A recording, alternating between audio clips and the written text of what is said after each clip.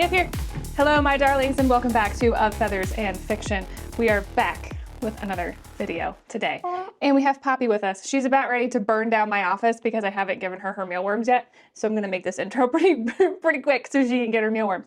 But today we are talking about Silver Elite. I have a lot of thoughts on it. So not quite sure how long this video is going to be, but we got Poppy. She's got her mealworms. We got some water. Let's talk about this book. Like, Poppy. Come over here. Come over here. Okay, go. Oh, goodness gracious. They're flying. You can't see how aggressively she's eating those mealworms right now. Oh my gosh, Poppy. Holy crap, girl. Hi, if you're new here, I do book reviews, and I like to have my animal companion, it's usually one of my chickens, hang out with me. I think some of what we talk about today is going to be kind of somber, kind of serious. I like to have fun in my book reviews, and we still probably will because some of the writing in this book is not great. Yeah, if you were contemplating reading this book, buying it for yourself, and you just kind of want to hear somebody's unfiltered thoughts on it, you're in the right spot. I read it basically twice because I read it in its entirety and then I went and outlined the whole thing and made a lot of notes on quotes that I found problematic. So I really hope that I can articulate my thoughts and feelings on some of the things that unsettled me with this book. And I don't think I was meant to be unsettled by these things, but because I think the writing was poorly done, I just think some of the messaging was problematic. If you liked this book, this isn't anything against you. I think we all come at any type of media that we consume through, obviously we view stuff through our own life experiences, and I have some particular life experiences that made this book kind of challenging, uncomfortable, and quite frankly irritating to read. I just wanted to say that before I get started here. This book came out of literally nowhere. I heard nothing of it until it released. Maybe like a day or two before the actual official release, I was starting to get ads from Book of the Month with the Katniss for adults headline, which I was like, that's a stretch, major stretch. This book was marketed as science fiction, romance, fantasy fiction, urban fantasy, dystopian fiction, military science fiction. That is what is specifically listed as genres for the book. Book of the Month marketed it as dystopian, enemies to lovers. In a gripping dystopian future, a young woman with psychic powers goes undercover to fight an oppressive regime. To call this book exclusively dystopian, I don't think that's quite fair. So if you're looking for like a true dystopian novel, we're talking like the actual Hunger Games, 1984 by George Orwell, The Handmaid's Tale. Those are like true dystopian novels. This book has dystopian elements in my humble opinion, but I don't think you could sit there and categorize it as just like a dystopian novel. The book does showcase suffering and oppression and control by a government. Those are elements of a dystopian novel, but it serves as a cautionary tale. That's the main part of a dystopian novel. There was a lot of conversation around who Danny Francis is. Are they even a real person, or is this like an AI generated book? I did look up some stuff about Del Rey and Penguin Random House LLC, the publisher. On their website, it does say, we do not see a technology as a substitute for human imagination. And I believe that was said in regard to the actual making of a book. But they do say they do use AI tools in terms of like more of the like running the actual business, which I'm like, okay, well that makes sense. But they claim that they don't use AI to make any of the books that they publish. I think Silver Elite is a reflection of mediocrity sells. The publishers, the author, they work together and we're like, here's what sells on the market like hotcakes. Let's make something that caters to those things and let's put it out. And I know some people might think that's like a hot take or me being harsh, but I just look at this as like, this book is like the fast fashion of book selling. It's like fast food. Yes, do we all enjoy stuff like that from time to time? Yeah, and there's nothing wrong with that. But to say, you know, I don't think this book was meant to be, like I said, anything very meaningful. However, I think there was some pretty harmful messaging in it. I knew going into this, I probably was not going to enjoy it because it just exploded out of nowhere, because everybody was talking about it, because everybody was like ranting and raving about it. You had people over here saying 5 stars, 5 stars, and then people over here saying like, what the heck, those of you who gave this book 5 stars, what kind of drugs are you on? I wanted to just be able to join the conversation Right, Pops? She really mowed down on those mealworms. I want to give some of my general thoughts about this book before I really even dive into the meat of the book. So I said before, this book has really polarizing views. Some people hate it, some people love it. At first I was more middle of the ground, and now I'm a bit more towards I don't like this book at all. I see a lot of comments saying, it's just not that deep. Those of you who really disliked it, like, it's just not that deep. It may not be very deep for you, but it most certainly can for other people. Honestly, after I went through and did my full outline of this book, it left me with a really bitter taste in my mouth. Right out of the starting gate, just so you know, the thing that I had the largest issue with was how the romance in this book was portrayed. I see a lot of people making comments about how they will tolerate inappropriate behavior from a fictional character because a fictional character is not real. I personally cannot separate my fictional characters from real life, meaning that if a fictional character that I'm reading about in a book, a character that I'm supposed to be rooting for, that I'm supposed to really like, if they are a trashy human being in the book with no sign of self-awareness, no sign of character development, if they lack those things, emotional intelligence, I don't like them in the book, and I wouldn't like them in real life. Yes, you can make unlikable characters and they work well in the book, but as for a main character that I'm supposed to like, I'm supposed to find sexy, I'm supposed to find hot, like, they have to have redeeming qualities to them in order for me to be behind them, I guess. That's just a little bit of a disclaimer. So if you're intrigued to learn more about why I feel that way and what I'm really getting at, we will dive deep on these things as I get into the book. I just wanted to say that if I wouldn't accept the behavior in real life, I don't accept it as fine and peachy keen to see, especially allowed or romanticized in a book either. So hope that makes sense. Poppy, you ate all your mealworms. She wants more. To start off, we're going to read the inside cover of Silver Elite. In the first book of a sizzling dystopian romance series, psychic gifts are a death sentence, and there are rules to survival. Trust no one, lie to everyone, and whatever you do, don't fall for your greatest enemy. Ren Darlington has spent her whole life hiding, honing her psychic abilities, and aiding the rebel uprising in small ways. On the continent, being modified means certain death, and Ren is one of the most powerful mods in existence. When one careless mistake places her in the hands of the enemy and she's forced to join Silverblock, their most elite training program, she's finally handed the perfect opportunity to strike a devastating blow from inside their ranks. But training for Silverblock can be deadly, especially when you're harboring dangerous secrets living in close quarters with everyone who wants you dead. As the stakes grow ever higher, Ren must prove herself. But that's easier said than done when your commanding officer is the ruthless and infuriatingly irresistible Cross Redden, who doesn't miss anything when it comes to her. And as a war rages between mods like her and those who aim to destroy them, Ren must decide just how far she's willing to go to protect herself and how much of the continent is worth saving. That's your brief intro to Silver Elite. Baby, let's get into it. Chapter numero uno starts out with this sentence: I grew up in pure, unceasing, suffocating darkness. A very melodramatic start to this book. So our main character is Ren Darlington. My first thought when I read the last name Darlington in a dystopian book was, that's an immediate loss of points. It was a choice, okay? It was choice. Ren is 20 years old. She's an orphan. Her parents have died, and she's been living with her uncle, who's not really her uncle, but she calls him her Uncle Jim. He took her in when she was 5 years old or something like that.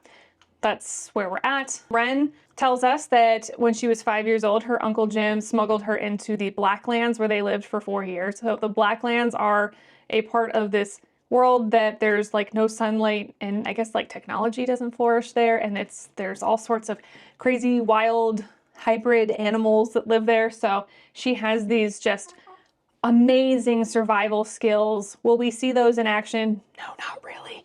We're just told she's the best. Just so you know, Ren is the best at literally everything. She's the hottest. She's the best shot. She's the best mod. She's just not like other girls, you know? She's just Miss Perfect. She's just can do no wrong. She's amazing. In the current day, it's Liberty Day, which I guess is a celebration for, I don't know if it's their Independence Day. To be honest with you, I don't really know if that was ever really well described, but it's Liberty Day. It's a celebration. And Ren's in town, and she was supposed to go out and just get drinks and hang out with her friend Tana, but instead she hooked up with a command soldier. She's just finished smashing this soldier. She's strapping her rifle back on, and the soldier tells her that she looks like pure smoke because you don't see girls with guns in the city. At first I was thinking this kind of seems strange because in a dystopian world, wouldn't everybody have firearms? But then I was like, well, maybe not so much because they might have really strict regulated gun rules, and rifles you cannot hide on your person. They're pretty large. So apparently because she lives in Ward Z, that's an asset zone. So that's like farming and ranching is what professions are allowed there. People who live in Ward Z are allowed to acquire a license to own a rifle to defend their property and their animals from predators. That's how Ren has a rifle. And this soldier that she just slept with is like, that's super hot. Ren says, I received my weapons approval when I was 13. I'm beyond competent, more than the testers were even aware. Uncle Jim warned me to tone it down on test day. She's 20 years old now at this point, like saying these kinds of things in her inner monologue, it's just very tiring. This soldier practically like invites himself to come to her ranch to see her shoot. And she's immediately suspicious of this because he's a command soldier. So she's like, is he onto me? Does he know? Because Ren is a mod. She has these psychic powers and she's the best mod. She has to hide the fact that she's a mod because there's mods and there's primes. A prime is just a regular basic person that has no special abilities. And then the mods have all these psychic powers. And apparently you can be a mod and have like several different psychic abilities. And then some people just have telepathy. The mods were infected by a biotoxin that gave them these psychic abilities. We don't really get much of an explanation for the biotoxin, where the biotoxin came from, how it was unleashed in the world. All that stuff is extremely vague. But in this world, mods are now considered the lessers, the impures of society. So if you are a mod, you are either killed or sent to a labor camp. People who are mods are usually easy to find because when they use their abilities, their veins in their arms turn silver. So that usually outs you. However, conveniently for Ren, she doesn't have that problem. Like her veins don't turn silver, so she can just go out and do whatever the heck she wants. So she's the best mod, and she's got her own built-in camouflage, which I'm like, cool, sure. And nobody knows why. Nobody knows why her veins don't turn silver. Ren is trying to leave this room. She just wanted to like smash the soldier and run. Like she doesn't want anything to do with him. He's kind of like infatuated with her. So she's trying to give him the excuse that she just has to go to the bathroom. And he's like, let me at least show you where the bathroom is. So he takes her to where the bathroom is at this inn. And she's like, okay, thanks. And she goes in the bathroom and she waits a couple minutes till she hears him go back. Then she comes out of the bathroom. And as she's about to walk past his room, his door starts to open again. And she's like, crap. So she darts into somebody else's room, slams the door shut. This room is occupied by another man who disarms her faster than she can blink. Instead of being scared, she's turned on. I think I picked the wrong guy for tonight's activities. This guy is inconceivably attractive. I don't think I've ever seen a better looking human, male or female. This is page 8. We are 8 pages in and the hypersexualization has already started. Buckle up, folks. This guy thinks that she's there to kill him, which, I mean, fair, she does have a rifle on her. Tries telling him like, no, I was trying to escape this guy that I slept with that I don't want to like stay with him for the night. I'm trying to like escape. And he doesn't really believe her at first. I was talking about this scene with my husband. I'm like, yes, when you like feel someone's body, you can feel that they're muscular and like well put together, but you can't really see their features if you're in like a dark room. And to prove my point, my husband then shut all our doors in our bedroom, turned the lights off, and he was like, yeah, can you see my face right now? I was like, no, I can't. I can tell you're built nicely because I can feel you, but I can't see your physical features. To be disarmed by an absolute stranger who overpowers you and slams you into the floor, for you to sit there and be like, oh my gosh, this is just like the hottest guy I've ever encountered in my life. I don't know. I was like, page 8. I can't DNF this now. I'm only 8 pages in. Ren tries to get out from underneath this dude, but he's huge and she can't. So she's like, you know what? Well, as a woman, I'm just gonna try to like seduce him instead and see if I can get him to let his guard down. So she starts like grinding herself up against his area. And he's like into it enough. He thinks that, okay, I guess if she's doing this, she's pretty chill, and he lets her up. So she tries to read his mind to figure out why he's there, who he is. Please note, this is an important thing to note because we're going to come back to it. I glance back at him and try to read his mind, but he's heavily shielded Most primes don't have shields, or if they do, they're easily penetrable ones, which means this man is either modified, a soldier, or a civilian prime who for some mysterious reason has mastered the skill of protecting his thoughts. Back on page 6, it says that primes don't have enhanced gifts. They also don't experience any physical signs when someone infiltrates their thoughts, whereas mods feel it like an electric shock. This will become evident later. I'm pointing it out now because this is a plot hole. All right, so this random guy lets Ren go, and so she escapes, and as she's trying to like get away from the inn, that guy that she slept with is like, "Wait, Ren!" And she's like, "Oh my gosh, he's insufferable, he won't leave me alone." Heaven forbid a guy be somewhat decent, you know? He walks her to where she's kept her bike. There's all this celebrating going on in the bar area underneath the inn. Ren's best friend, Tana, she's basically like the bartender. Her father's the one that owns the bar slash inn. They're like serving up drinks like hotcakes. She runs into Tana. Tana is a mod, so they can talk telepathically back and forth with each other. And Tana's like, "Where are you going, Ren? Like, I see you have like this fine specimen with you." Ren can't remember the name of the soldier that she slept with. It was Jordan. His name was Jordan. So Tana's asking her where she's going, and she's like, "You should stay. We're having a good time." Ren's like, "No, I have to get back to my farm because Uncle Jim, he said I shouldn't stay out late." An interesting detail is all telepaths have their own unique signature. Voices sound different in your head than they do out loud, so however you think your voice sounds is how your voice sounds inside somebody else's head. That's another important kind of detail to keep in mind. Tana tells her telepathically that she should be really careful when she's screwing soldiers, and maybe she should like stop doing it because she could potentially be outed as a mod. So a mod like Ren is a major asset to the Uprising, but her uncle wouldn't let the Uprising recruit her. So who are the Uprising? Uprising obviously is the other mods of society. They are the rebel group that fights back against the primes, back against the company, because Ren is like so good at literally everything that she does, and because her veins don't glow silver, she's like prime material for the Uprising. But for some reason, the Uprising doesn't see her as that because they haven't already recruited her, which I feel like at this point, she's 20 years old. I feel like now you would have already recruited her into your group. I don't know. Do you see where I'm going? Like there were some cool elements to this book. Admittedly, as I was reading this, I was like, this is cool. This is different. So just as Ren is about to leave, this white coyote, which is a hybrid animal, comes tearing into the village, and it grabs somebody's kid and starts to like drag it. And so everybody's freaking out. They're like, "Oh my gosh, what do we do?" And Ren's like, "Don't worry, I got this." She takes out her rifle and she shoots the coyote through the eyeball. Coyote drops the kid. Kid saved. Ren's the hero. Everybody's like dumbfounded because she shot it through the eye. And they're like, "Wow, what a shot, what a shot. That means like you're like an excellent marksman." And she's like, "I'm not really an excellent marksman. It was just, you know, it was accidental. It was just a good lucky shot." Oh my god, why can't you just take the freaking compliment? So she's standing next to that soldier, Jordan, that she slept with, who's a soldier. And he's like, "No, really, that was like extremely impressive." Then there's a controller. So a controller, I guess, is like local law enforcement, like police force.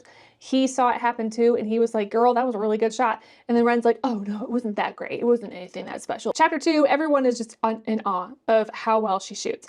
She saved the boy, and she's like, "Well, I need to go now because people are looking at me."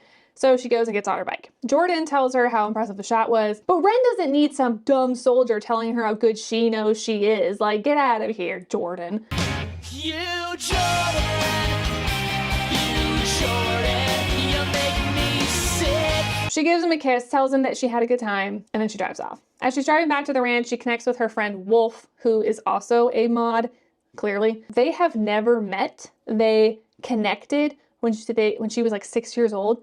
So she's been talking to this guy cryptically since she was 6 years old. Doesn't know his real name, doesn't know where he actually lives. They keep their details about their lives super, super secret and cryptic, but he's like her best friend, I guess. So, or one of her best friends, because Tana's her other best friend. Yeah, they gave each other code names, so they don't even know their real names because you can't be too careful because you never really know like who you're talking to. So in this world, General Redden, he's the guy that kind of oversees the world. He's like the president, whatever. He hates mods so much that he nearly wiped them out completely during the Silver Blood Purge, which was 25 years ago. Ren's uncle, Uncle Jim, his real name is Julian Ash, and he served the Uprising for many years, making him a major person of interest for the command. He's been like hiding out on this ranch for years as Uncle Jim. Ren gets to the ranch. Uncle Jim asks how things went. According to Ren, he's a recluse and antisocial, so no one really likes him.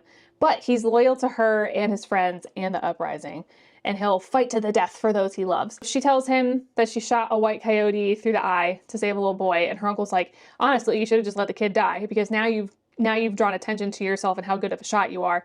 This isn't going to go unnoticed. And she's like, well, I couldn't just let the kid die.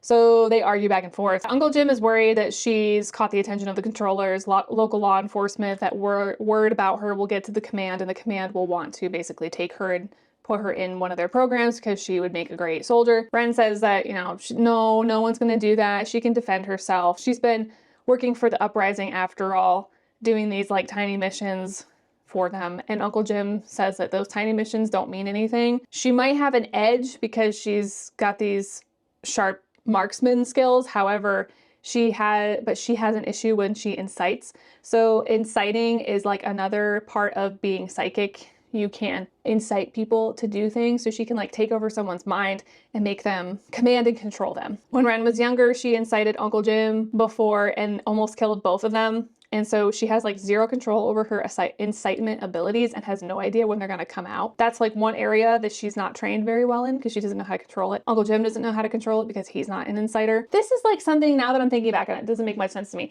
I think it would have been a far more interesting part to the story if the uprising had already recruited Ren into their network. I just don't, if she's so amazing, and she's been living with somebody who was the uprising's like main dude, like everybody knows him for his work for the rebel group, you would think that they would already know about Ren and want her in the uprising, but they haven't even bothered talking with her yet. Like she runs small little missions for them, but that's it. I don't know. They calm down from their argument. She goes to bed. I drift into sleep, not thinking about the soldier I spent the evening with, but the hot, rude stranger at the inn. The guy that she interacted with in the room at the inn. You didn't have enough of an interaction with this guy to be like really daydreaming about him. Like, oh, he was just like the sexiest dude ever. And she falls asleep thinking about him. I'm like, get out of here. The next morning, Ren saddles up her horse, Kelly, and rides her out to go fix a fence. I got a little bit excited at first because the author does specifically say her Appaloosa mare. And I was like, oh, cool, an Appaloosa. What kind of Appaloosa? What kind of blanket pattern does she have? And it just says Appaloosa. And I'm like, Kelly? You're gonna name your horse Kelly? So she's out there fixing the fence, and Uncle Jim contacts her and tells her not to come back to the house because it's dangerous. So of course, what does she do? She goes back to the house anyway. And from this high vantage point where she's hiding in the grass, she looks down and she can see that there's a command officer at the house, and he has Julian in custody. She watches him get thrown into a back of a truck, and they take him and go. And so she's like, crap. Chapter 3, Ren immediately contacts Tana and tells her that the command took Jim. She heads to the network's hidden tunnels. She's going to use these tunnels to meet Tana and Griff, because if her Uncle Jim, aka Julian, has been taken, they figured out like who he was, and now they're going to either send him to a labor camp or he's going to face an execution. So now she's like, I have to go save my uncle. A quick note that matters to nobody but me because I'm a horse person. Before she goes into the tunnels, she gets off Kelly and then slaps her on the butt and is like, go home, girl. And I was like, you have no idea if you're coming back to your ranch. Like it could be days, it could be hours, it could be days, it could be never. And you just leave your horse fully tacked up with its bridle and its saddle on. You're not gonna untack her first. She could get caught in her reins. Anyway, she dodges a surveillance drone and heads into the tunnels, which apparently were dug when political tensions were high during President Severin's ruling. Severin was a mod who believed that they were the new superior race. So after decades of persecution from the Primes, he decided that the Primes deserve the same treatment. So he turned around and turned into like this diabolical dictator and started persecuting Primes. So now everything has switched back because General Redden is like, fine, us Primes, we got wiped out, so now we're gonna wipe out the mods. We don't get much information about President Severin and the actual political conflicts that caused the world to implode. Like we know that the world blew up somehow really weird, but we don't know why exactly. Like, was it just, like which came first? The world blowing up or the biotoxin modifying people into mods and then the world blew up? Like, I don't know. I went through the book twice and I did not see anything distinctly stating that. At the end of the tunnels, Tana and Griff are waiting for Ren. Griff tells her they can get her to a safe house in Ward S. She refuses and says that she has to go to the city to rescue Jim. with who and what army. I don't know, she's just going to do it because she's Ren and she's amazing at everything. So Griff tells her that if he was going to a prison camp, the network would try to get him out. The network being the uprising. But if he goes to the city, there's no way they're going to send anyone to help him. It's too risky, and he'll most likely face execution. The tribunal is the only system of justice on the continent, comprising of a small council of men and women who decide the fate of an accused, usually on the spot and with very little background to go on. Anyone found guilty is sentenced to either death or labor. Griff says he'll contact the network anyway just to see if they can find somebody that would be willing to go in after Julian. The uprising secures Ren a leisure pass and a train ticket to Sanctum Point, wherever that's where her uncle was taken. Her ID has already been flagged, but someone inside the uprising hacks the system to lift it so she can travel. This is a really brief detail that just gets glazed over. This is cool, but we are just blazing over these details so fast. On the train, she reflects on the time that Jim taught her how to read minds. Apparently, Jim was both impressed and afraid by how fast she picked up on it, because remember, Ren's perfect at everything. When she reaches the train station, she has a contact called Polly, and Polly tells her who her new handler is going to be once she arrives in the city. And I guess this guy's name is Declan. She finds them on the platform and goes up to him and talks telepathically to Declan, and he's like shocked about how fast she was able to open up a line of communication between them. And she goes, I wrinkle my forehead. It wasn't that fast. I always forget there are others whose powers aren't as strong as mine, or plentiful. La-di-da. Her contact tells her that Jim was already tried by the tribunal and they found him guilty of treason and concealment because he's hid that he's a mod, and his execution is scheduled for the next morning. They found out he was a mod because Jade Valance, the continent's most powerful mind reader and prime loyalist, recently joined the tribunal. We'll get back to that detail. Declan tells her that the network won't be organizing a rescue mission because Jim was compromised years ago and hasn't been an asset to them in a super long time. So they're like, we're not going to waste our resources on Jim. Like, he can just die now because we're not using him. For the time being, Declan takes her to the safe house, and there Ren sits down and thinks, I have to devise a plan to rescue my uncle. Again, you and what army? Like, you are one person, but you know, she probably has just an inflated ego and thinks that she can do whatever she wants. Chapter 4. So it's the morning of the execution, and Ren sneaks out to the South Plaza where the executions take place. While waiting, she reflects on how pissed she is that the network is abandoning Jim after all he's done for them. She says they wouldn't even have half the intel in their possession. No. They wouldn't. This is a very oddly written sentence. They wouldn't have even half the intel they're in possession of if it weren't for men like Julian Ash, who put their lives at risk to infiltrate institutions like the command. He had climbed the ranks to become a colonel, all the schematics he'd procured for them, all the information he'd funneled out of the base over the years, and now they're abandoning him because they're too cowardly to attempt a rescue. I think that it is fair to say that the uprising only cares about you if you are useful to them, and that they're not actually all that loyal to their constituents. Jim gets put up on the platform. He's going to be executed via firing squad. He tells Ren that he loves her. Just as the firing squad is about to take their shots, Ren is like, I can't let them do this. So she starts to incite. And there's 8 officers who are part of the firing squad. She manages to gain control over all 8 people, gets them to turn their weapons on themselves. And she's about to tell them to shoot themselves. And then she can't hold control any longer than that. And so she loses control, but there's panic throughout the crowd because everybody noticed that these gunmen turned their guns on themselves. Everybody knows, like, there's an inciter in the crowd. Anyway, the gunmen get control over themselves again, and they end up shooting Julian. He dies on the spot. Ren obviously is greatly distraught, and she tries to make a quick exit, but is stopped by a command officer. Chapter 5. She's taken in for questioning, and who of all people enters the room last is that super hot guy from the inn. He's just as attractive as I remember him, taking up all the air in the room with his broad frame and stunning face. It irritates me. Girl, you just witnessed with your bare eyes your uncle turn into Swiss cheese, and you're hot for someone? A soldier, a command soldier, none other. The command just murdered your uncle, and you are sitting there thinking about how sexy a command officer is. Wild.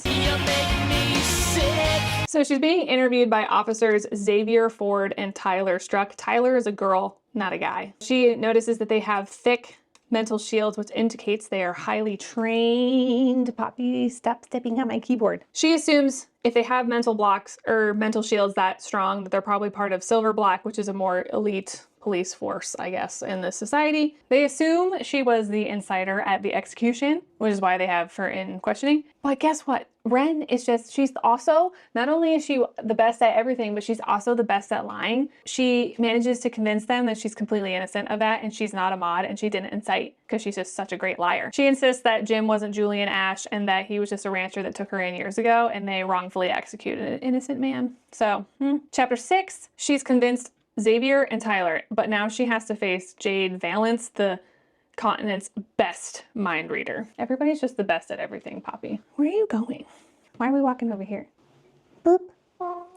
Ball. Ren doesn't know a single person who could best Jade. She's just that good at being a mind reader. But she magically withstands and fools Jade's interrogation because Jade goes prodding into her mind and she's able to clear her thoughts.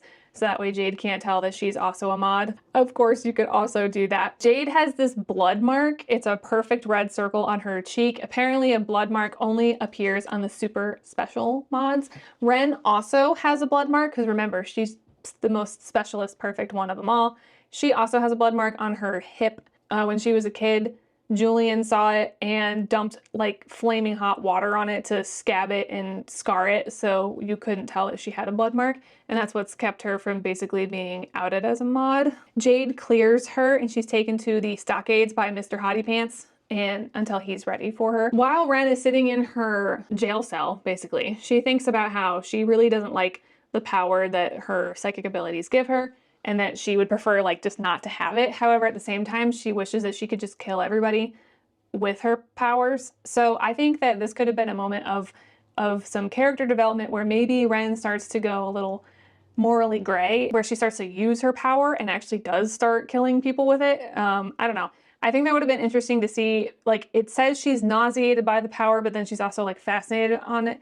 So it would have been like this interesting infinity type circle of her going back and forth between these two extreme emotions. Tana links up with her and says like, hey, she heard about Jim, the fact that he's now gone. Ren tells her she's been in interrogation all day at the command base, but she's lied her way through it, so they don't know if she's a mod. Tana mentions they heard there was an insider at the execution, but she doesn't know that Ren has the insider ability. Ren has kept that to herself. The only person in the world who knew that she had the insider ability was James, Julian.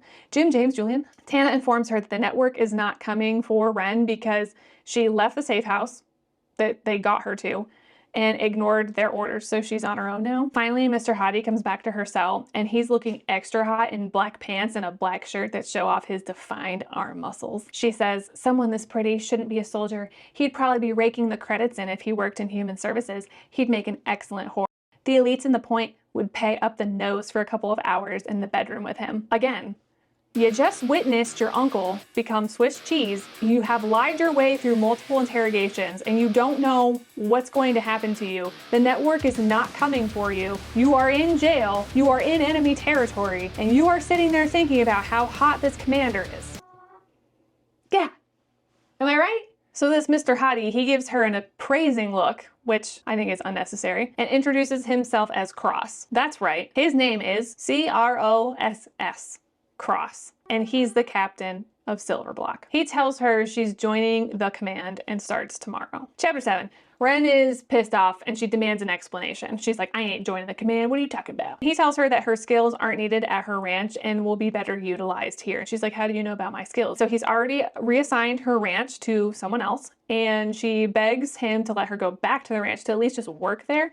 Cross tells her it's either the command or a labor camp. You choose. She says that fine, I'll just go to a labor camp, but joke's on her. She doesn't actually have a choice at all. That's what Cross tells her. He's like, haha, you thought you had a choice. I'm revoking that choice. And he says, not many citizens get the opportunity to train for Silverblock. It's a highly competitive program and 90% of applicants are rejected. I suggest you don't f this up. A post with silver comes with its perks.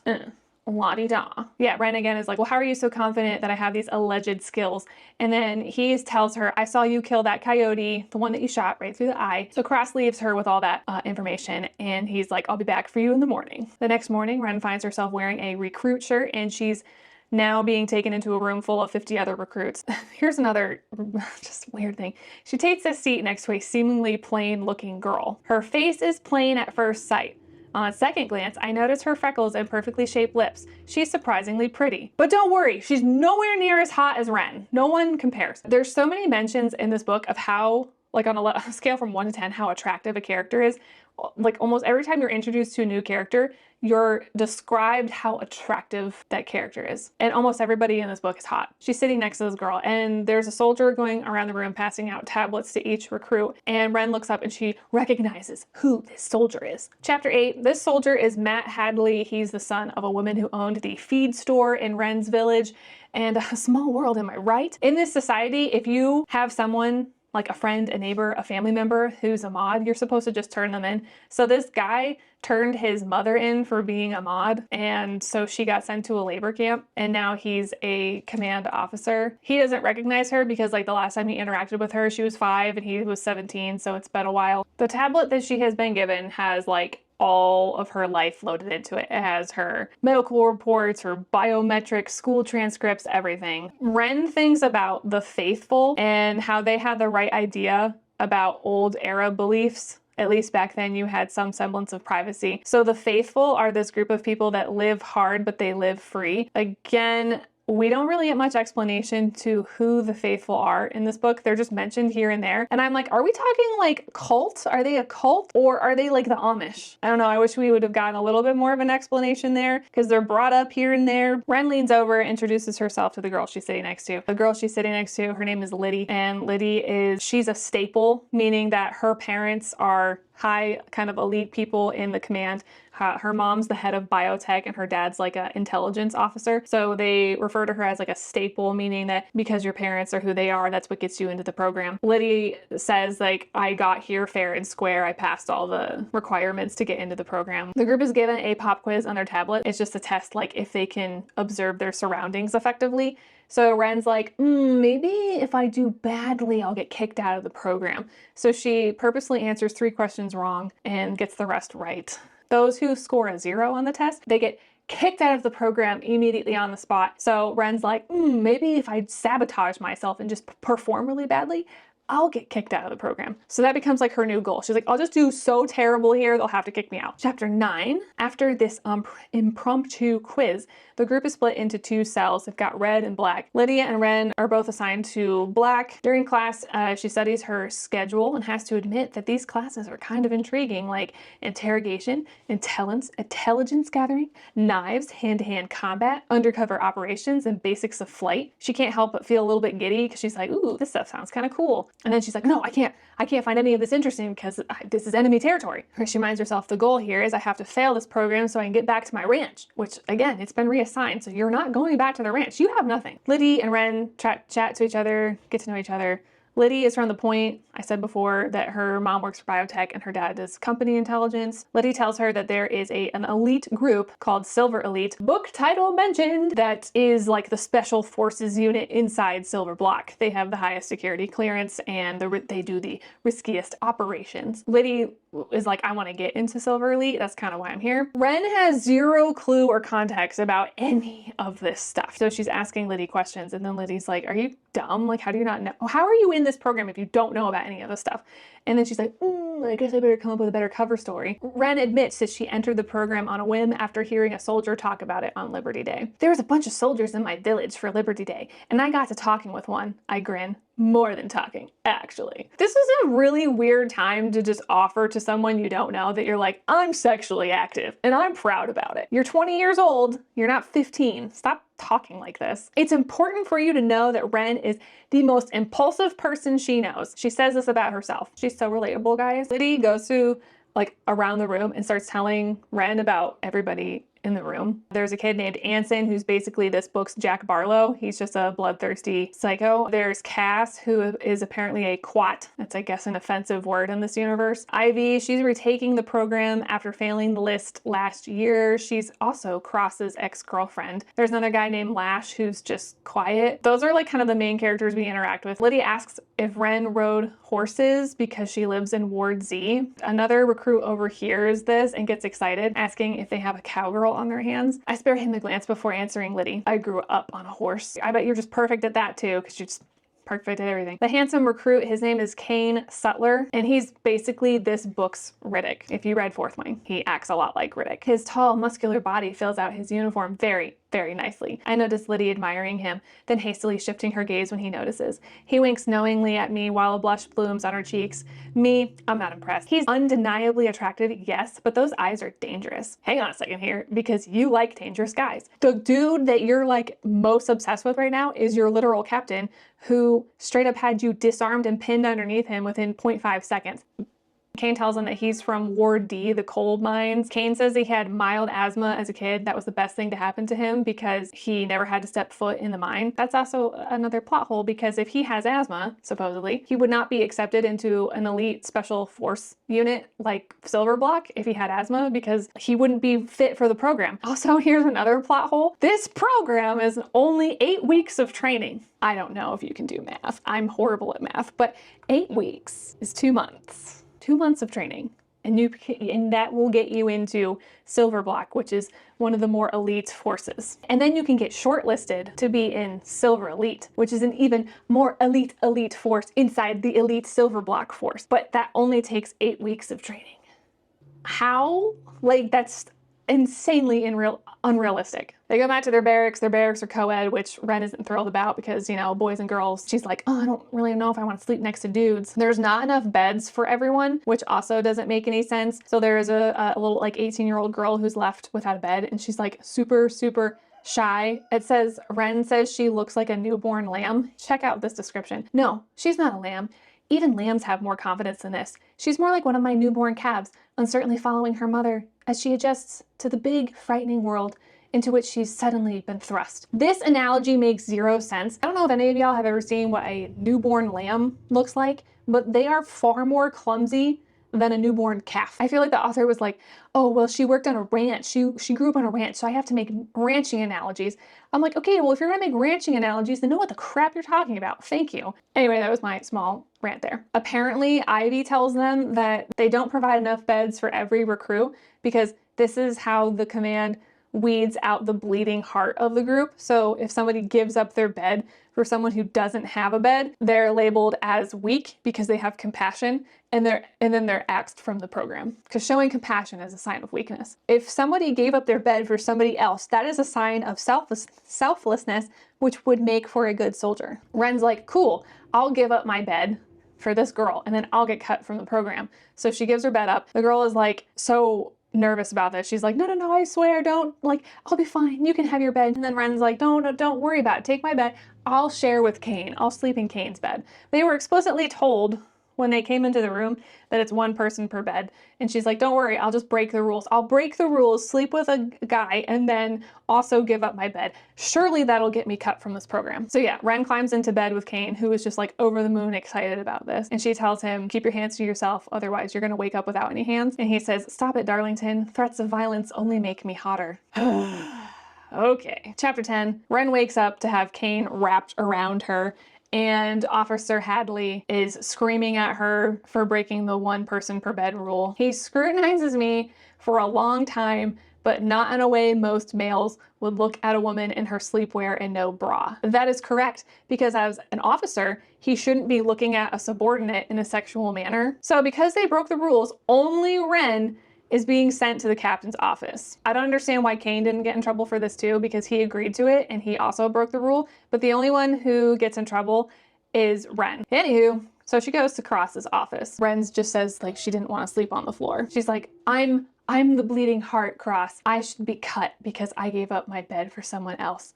And then Cross is like, haha, you're funny, you're not getting cut from this program. There's something very aggravating about his face. It's just so symmetrical, and that dimple is always on the brink of appearing, as if he wants to smile but can't quite let it happen. And I was like, great, he has dimples too, or just he has one dimple. So Ren's like, I insist I should be cut from this program, and Cross is like, no. Cross 2, Ren 0. Ren asks if he gets off on forcing women to do things they don't want to do.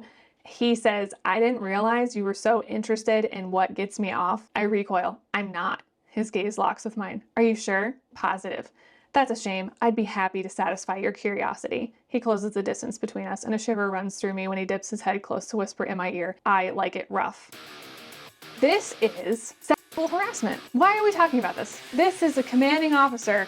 She is a recruit. See, I thought this was just going to be that like Ren thought her commanding officer was cute and whatnot, and then like she would work her way up and also become an officer, and then the two of them would get into a more of like a serious relationship. This is so creepy. I was like, wee woo, wee woo. Police sirens, jail, don't pass 200. What was it? Don't pass go and collect $200. Like, instead of being revolted by him saying this to her, she's turned on instead. No, I'm not allowed to feel even a flicker of warmth toward this man.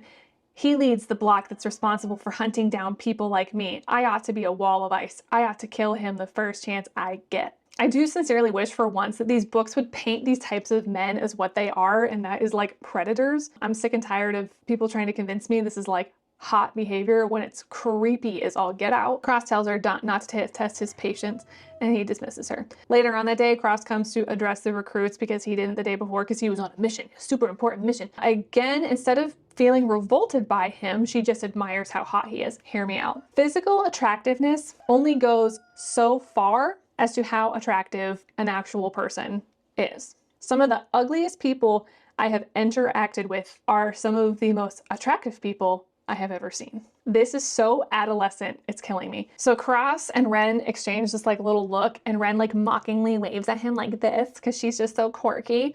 And Ivy catches this interaction because remember, Ivy is Cross's ex-girlfriend, and she's like, I'm mad about that. Ren notices and asks Liddy, you know, what's up with that? And Lydia tells her like, oh, well, they dated before. Liddy just knows dirt on everybody. She's a little gossip. Ivy and Cross didn't work out was because Daddy didn't approve. And Ren's like, well, what do you mean by Daddy? Like her dad? And she's like, no, his dad. And she's like, well, who's his dad? And Liddy's like, what do you mean? You don't know who Cross's dad is? And she's like, no, Cross is the general, like General Redden's son, Cross Redden. And she's like, what? Chapter 11, Ren thought this whole time that Cross was a surname and not his first name. She says, Liddy's revelation absorbs into my bloodstream. All the attraction is sucked out of me like a poison. Spoiler alert, it's not. So she's sitting there like mortified. She's like, oh, the man who has committed genocide against my people. I cannot have the hots for his son. Attraction is completely gone. I don't like him at all anymore. Cross addresses this room and gives a rundown on how tight of a ship he runs.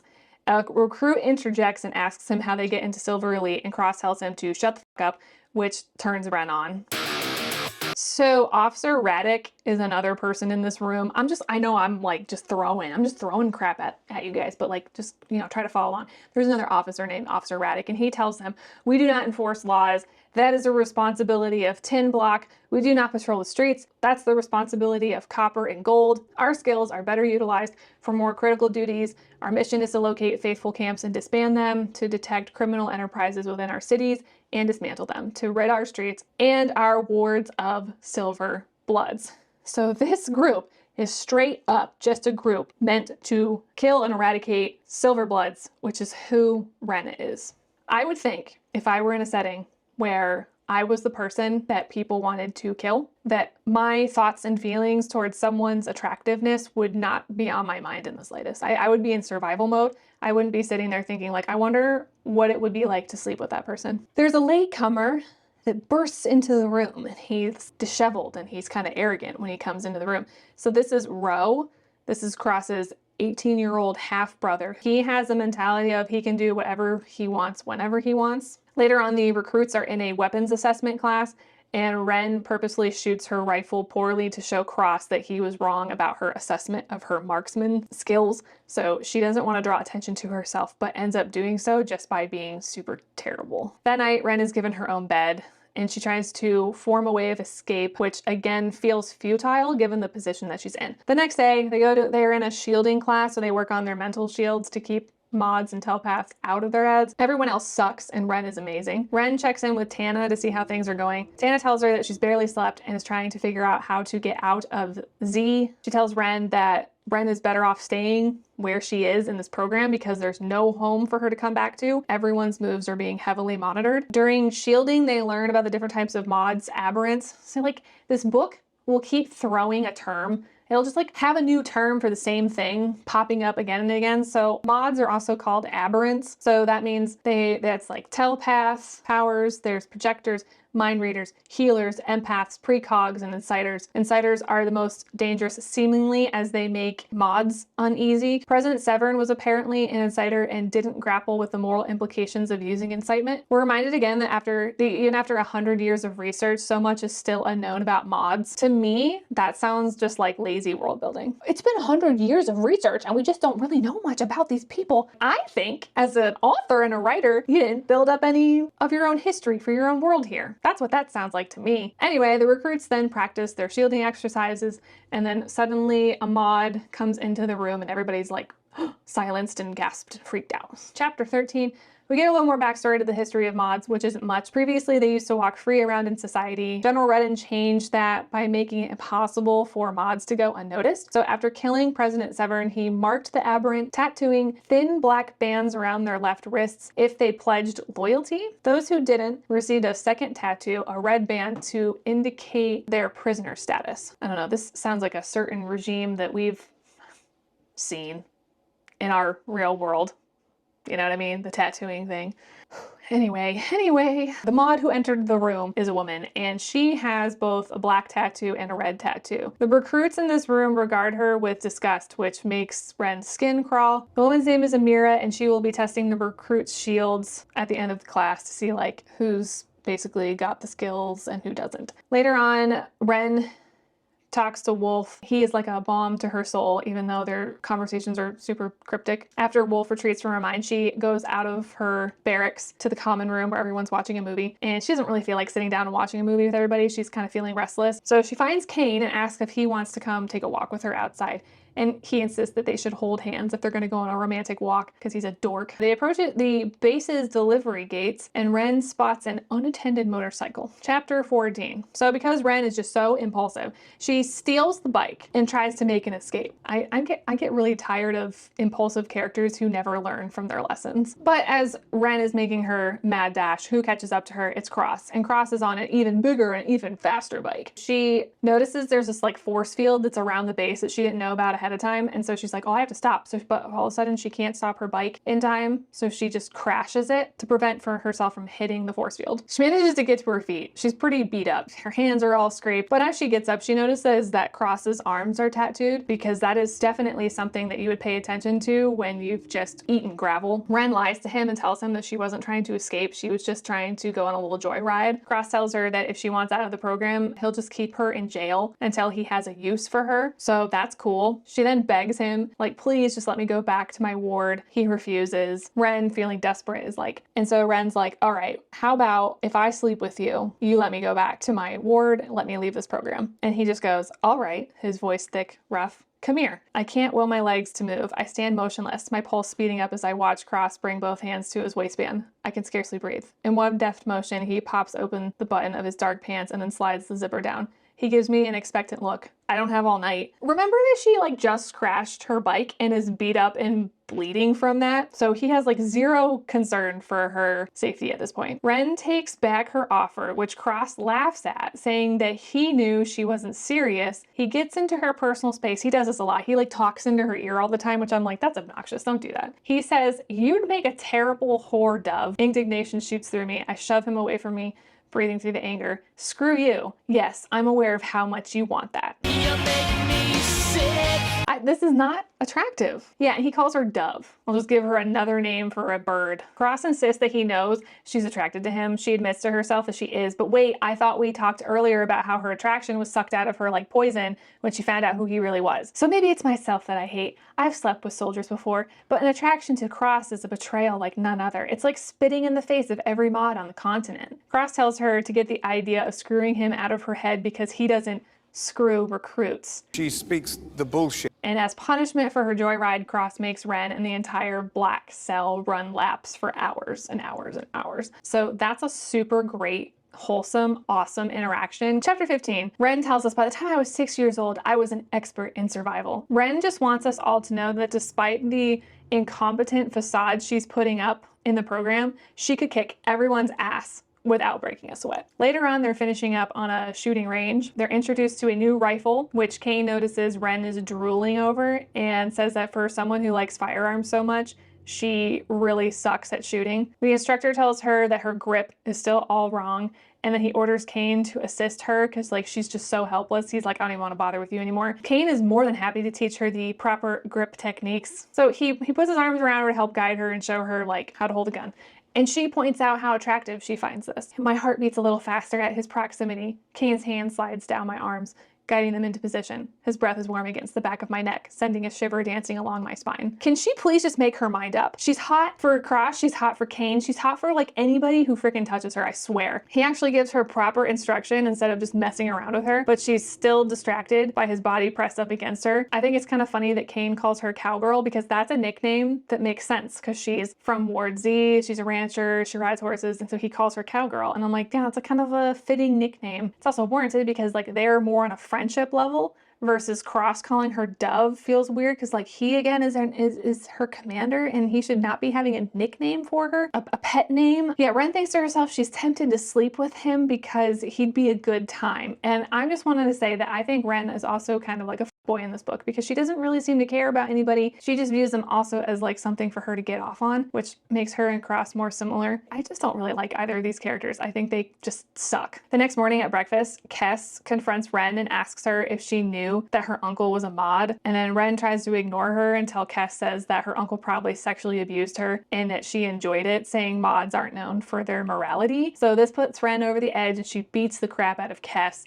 This kind of blows her cover a little bit because in their sparring classes, she's done so poorly. She beats Kes badly enough that Kes has to be sent to medical. And it's like, okay, well, where'd you get these skills from all of a sudden? Because remember, this program is only 8 weeks long. So it's like you've barely had enough training to warrant the fact that you just like have rapidly improved. Okay, chapter 16. For the second time in a week, Ren is escorted to Cross's office. Honestly, this is just another like stupid interaction full of problematic tension. Ren tells him, like, he gets up in her face and stuff, don't touch me again without asking my permission. Cross's gaze never leaves my face. Or what? I frown at him. What are you gonna do, Darlington? Hit me? Go ahead. Do it. The feminine rage that boils in me at this interaction, I wanted so badly for this to be a moment where Ren kind of like it snaps and she's like, this guy is not good. He's dangerous. Like one, he's dangerous because of who he is as a person, but also like his behavior with me, especially with his level of authority over me. This is scary. I'm in danger. I need to defend myself. We don't get that.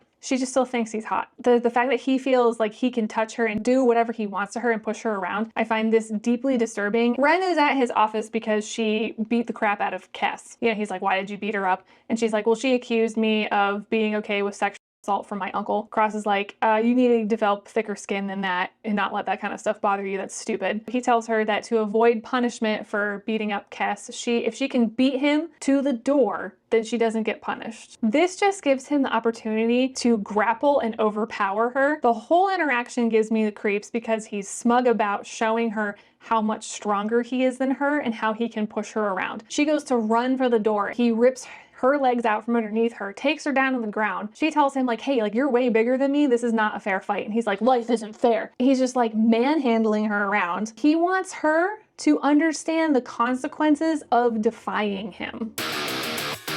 This is an abuse of power and this is assault. This is not hot. Xavier walks into the office and finds Cross with Ren pinned to the floor. Instead of finding this inappropriate, he just laughs and walks out.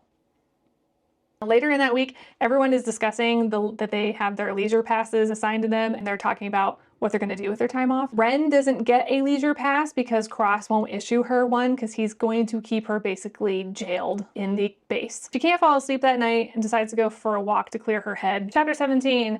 A guard allows her to walk through the gates that lead to the South Plaza where her uncle was killed. She knows that Cross is communicating with the guards to let her by. So she's sitting there mourning her uncle when Cross materializes. He tells her, you can't escape, Dove. You wouldn't have made it out of the barracks if I hadn't let you. This is creepy. Instead of her finding this creepy, she just thinks, wow, he's just so attractive. She tells him what they do here is barbaric. He says, ask yourself what's more barbaric, ridding society of evil or making innocent people suffer in order to keep evil alive. This leads to an odd conversation about how no matter what side of the political field you're on, people will always find a way to destroy themselves. I feel like this talking point leads to some problematic ideologies, but I'm not going to dive deep on that. Cross tells her that he doesn't trust her, but that his trust can be earned. He knows she's self-sabotaging and making herself fail at the program, but it's either the program or the stockades, so she better rise to the occasion. He gets up to leave. He tells her, you got an hour of alone time, and if you're not in the barracks by then, I will have the guards drag you there by your hair. The next morning, the second part of the program starts. Hadley announces that they'll be running drills and mock operations all week. Here we go, we're getting close to the part of the book that I really didn't like. Everyone gets their call signs, and Wren's is Broken Dove. That's courtesy of Cross, so he gives everybody their call names. Later that night, they're prepping for their first op. They have to infiltrate a site without alerting the perimeter and interior guards, locate a target, and eliminate them. It's a timed mission run in pairs. Wren is paired with Kes, who is still mad at her for beating her up. Wren goes into the mission planning to fail, which she does. Kes is raving about how she thinks Wren purposely made them both fail. Ivy gets mad because her and Kes are friends, I guess, and asks Wren why Cross has allowed her to stay in the program because he doesn't tolerate ineptitude. Yet you strut around like you're better than all of us is the biggest case of unearned arrogance I've ever seen. You're one of the worst recruits in the program. I'm with Ivy on this one. Wren says in retort, I don't know, I must be providing him with something he can't live without. Wren's such a bitch. Oh, I don't like her. Chapter 19. Ro, Wren, Liddy, Batima, Lash, and Kane get into this conversation about the biotoxin that was used during the last war. So the biotoxin is what makes mods. So if this biotoxin causes the aberrants, why wasn't this mentioned before? I find this very interesting that like this was added in so late into the book. I know I brought up the fact that the biotoxin is what makes people into mods, but the book itself doesn't actually bring this concept up until how many pages in are we? 185 pages in. The pacing is off. The descriptions, the world building is off. Then this conversation turns political and the topic of the Silver Blood Purge comes up. Liddy doesn't think that all the Silver Bloods need to be killed. Lash says they continue to neutralize mods because they refuse to let society go back to the way it was when Severn ruled. Lash hates mods because they treated his father as less than because his blood wasn't elite. Wren doesn't really know like how to navigate these conversations, but she's unnerved by the hatred towards her kind. This makes her feel really unsafe, and it gives her this renewed sense of like, I really need to get off this base. Later on, Wren touches base with Tana and complains that she needs to escape, but she can't. The base isn't safe for her after she's heard people have like such hatred towards her kind. Meanwhile, Tana is literally unable to escape and is in real danger, especially considering she cannot hide her veins like Wren. But yeah, this concept here, like Wren will sit there and complain to Tana about how unfortunate of a circumstance she's in. However, Wren has the ability to hide in plain sight, and Wren is sitting there complaining more about her situation to her friend who's in far more danger. Wren just sucks. Anyway, later on that night, Anson, that psychotic guy that's basically Jack Barlow, he corners Wren, tries to assault her. Luckily, Wren lifted a knife in the last op that she was on, so she's had this like in her locker. She catches him off guard, pushes him into the lockers, holding the knife to his throat. Cross, because he watches Wren all the time, he intercedes because, of course, and he dismisses Anson. Anson doesn't get in trouble for attacking or trying to assault Wren. Wren hands the knife over to Cross because she just kind of assumes he's going to take it from her. He gives it back to her and tells her, no, keep it because you're probably going to get attacked again. Weird. Chapter 20, Pit Night takes place in the warehouse on the base. It's just a party where everyone drinks and people randomly hop into a ring and beat the crap out of each other. All the girls dress super sexy. Wren doesn't own any fun clothes, so Batima lets her borrow a pair of her jeans and a black crop top with a perilously low neckline that she can't wear a bra with, so we can see where this is going. They get to Pit Night. Cross is there. Of course, he's hungrily checking out Wren like the predator that he is. Ew, gross. Wren feels a tiny jolt of pleasure at this, which I'm like, spritz her with a spray bottle. Kane shows up and ogles her too. Kane swipes the whiskey from Batima, then proceeds to shamelessly flirt with me until I don't know whether to throw him into the pit or kiss him senseless. I'm sort of leaning toward the latter. Another irritating detail is everyone notices Wren checking out Cross vice versa, and they point it out. Like, why is everybody so obsessed with Wren and Cross and if they like each other? I don't get it. I don't like it. It's dumb. Ro informs Wren Cross likes weak women who he can be the hero for. Chapter 21, Xavier and Cross are fighting in the pit, and Wren is just drooling over Cross because he's viciously fighting with Xavier. I thought this was supposed to be more of like a hee hee ha ha fun type thing. She says there were moments during the fight when I knew without a doubt that Cross Redden is fully capable of killing his childhood friend, easily, without remorse. Are we supposed to find this sexy? Pit Night was supposed to be like for fun, for a little blow off a little bit of steam. And he's like viciously beating the crap out of his friend. What? After hours of being at pit night, Ren heads back to the barracks. She gets a sense that she's being followed. I don't hear footsteps other than my own. I don't glimpse movement other than the shadows I'm casting myself. But the sensation that I'm not alone refuses to ebb. And so I'm not entirely surprised when he grabs me. Kick him in the dick. Cross grabs her, drags her into the shadows, and pins her up against the wall. And she says to him again, what did I tell you about touching me without my permission? Cross admits that he's drunk. She says to him, is this what you do when you drink? You trap your recruits in the dark? I've never looked at a recruit before. Anyway, they just awkwardly stand there breathing each other's air for a minute until Ren asks him what's wrong. Cross says, any other woman would have asked me to kiss her. We'd already be heading back to my quarters. My core clenches. Tempting. It's so tempting. My mouth runs dry. No,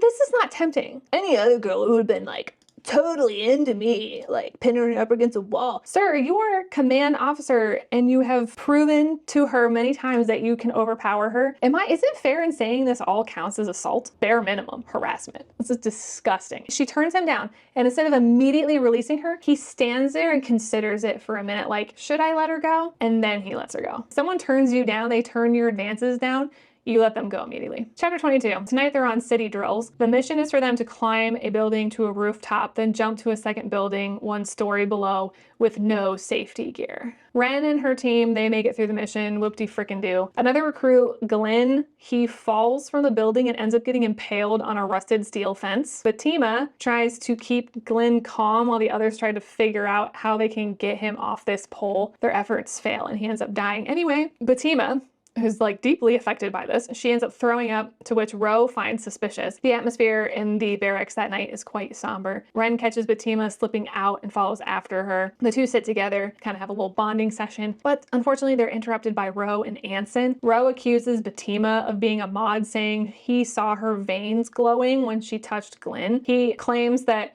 she felt what Glenn was feeling as he died, which would make her an empath. Batima denies this, but Ro already has a gun to her forehead and pulls a trigger. Anyway, so yeah, Ro somehow magically got a gun even though he's a recruit. Why didn't Cross see that about to happen? Because he watches and monitors things like crazy. Why didn't the guards see that happen? Chapter 23. In the aftermath of Batima's death, everyone figures it was for the best anyway because she would have eventually been revealed and killed by a firing squad for being a mod. So they're like, well, Ren tries to go to sleep, but she can't get these images out of her mind. Kane notices that she's distraught, so he offers her to come cuddle with him. Ren is desperate for comfort, so she climbs into his bed. He tells her it's going to be okay, and he kisses her knuckles. He truly seems to only want to offer her comfort in this moment, and Ren decides that instead of just accepting his warm embrace, she decides now would be the perfect moment to start making out with him. Kane is surprised by this, but goes along with it, because he's into Ren, he's been flirting with her since the beginning. They get a little handsy and suddenly he wrenches himself away from her and he says, as much as I want this, we both know now's not the time.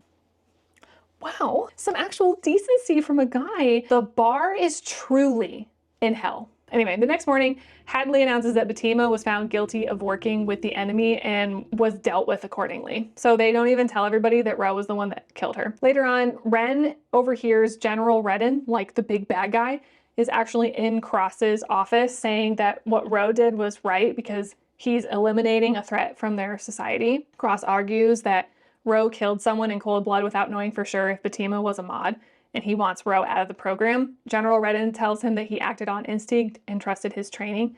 So the discussion is closed. Ro isn't in trouble and he will stay in Silverblock. Well, at least he'll stay in training. Later on during sparring, Ren faces Kes again and allows her to beat her up to hopefully be injured badly enough to get her disqualified from the program. So Kes snaps her wrist and she's taken to medical. Chapter 24. Ren's wrist is broken badly enough that it will need surgery in 8 weeks in a cast. She can't train like this, so she thinks for sure she's out of the program. Wrong. Cross flies in a healer who's also a mod, because the only ones who are healers are mods, who fixes her wrist so she can continue the program. Later on that night, for the first time in weeks, Declan, that guy that was her contact when she first got to the city, he contacts her and tells her that a woman named Adrian wants to speak with her at midnight in the vehicle pool. Chapter 25. Ren takes Declan's instructions and meets Adrian. The uprising put jammers in the surveillance system so she doesn't need to worry about being caught. Super, super convenient. Adrian admits that the uprising didn't care for Ren until Cross flew in a healer for her. That means Ren is special, so now they care. All right. Adrian tells her that she wants her to stay in the program and she needs to get into Silver Elite so they can have someone on the inside. Ren tells her, like, just so you know, I'm failing everything so badly right now. I don't know if I can do enough to recover in time to make it into Silver Elite. Adrian tells her that she has 5 weeks to turn it around, so she'd better work hard, and then she disappears. The uprising feeling this way now, to me, doesn't make much sense. Ren's been trying to leave the program since the start, and Cross has refused to let her leave. So Cross's refusal to let her leave on multiple accounts, I think should indicate something.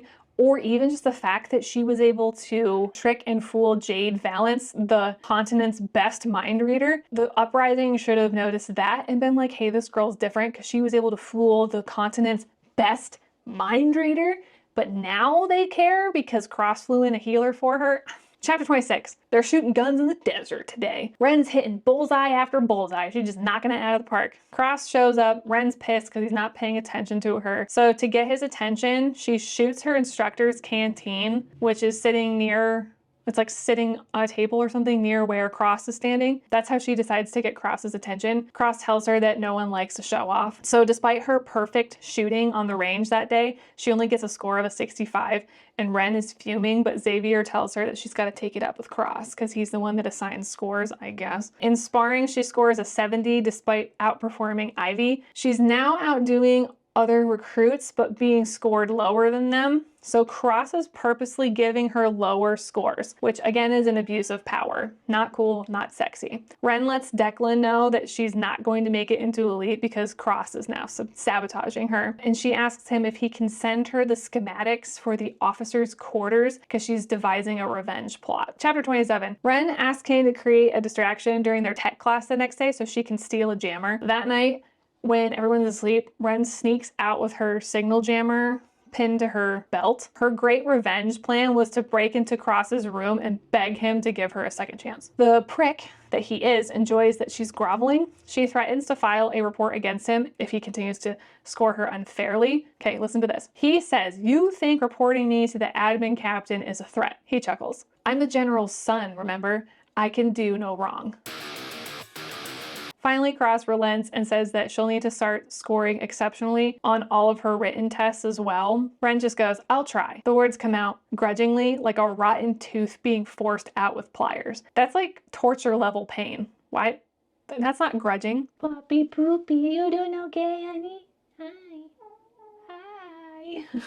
Chapter 28, they jump out of a plane that night and camp in the desert. Ren goes to take a shower later on, and just when she is about to, so is Cross at the same time. So, you know, like they're both butt naked and they're in like different stalls, I guess, but the stalls don't have very big dividers so they can like see most of each other, and they just sit there and tease one another during the showers. And it's supposed to create tension, but really it just makes me feel uncomfortable. Chapter 29.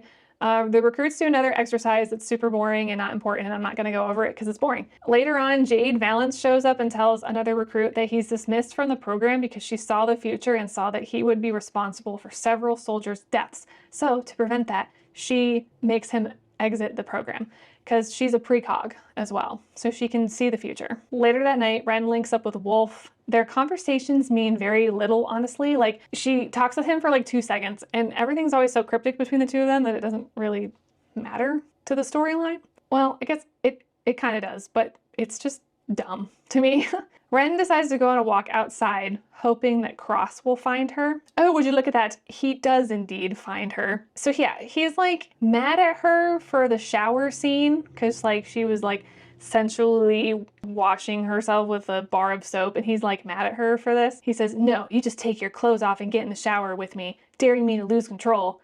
And I'm like, stop making it sound like you're an animal that has no ability to control yourself. He's about to kiss her and says, "I need to know what you taste like. Let me have it, Dove." I lick my lips and he groans again. Let me have it. Demanding your subordinate to let you have access to them is still wrong. How about ask them, "Could we do this together?" They kiss. and it's so explosive. Oh my gosh, like you just wouldn't even believe it. As I struggle to catch my breath, an eerie sensation skitters through me. Fear, not of him, but of how badly I want to keep kissing him. There's a rawness to our connection that defies explanation. Ren then asks to be dismissed, and he nods yes, looking shocked, like he can't believe he just kissed her. Chapter 30. The next morning, Ren can't stop thinking about her makeout session with Cross, which is insufferable listening to her talk about it. She runs into Jordan, that guy that she slept with in the very beginning of the book. If you see Jordan. He's like super excited to see her. He tells her that he stood up for her when he heard that she was arrested in the South Plaza and told the command that her uncle wasn't Ahmad and that she was loyal to the company. Jordan's actually kind of a decent dude. He very softly touches her cheek as he's talking with her because like he seems to actually genuinely like her. Cross sees this happening and he is pissed.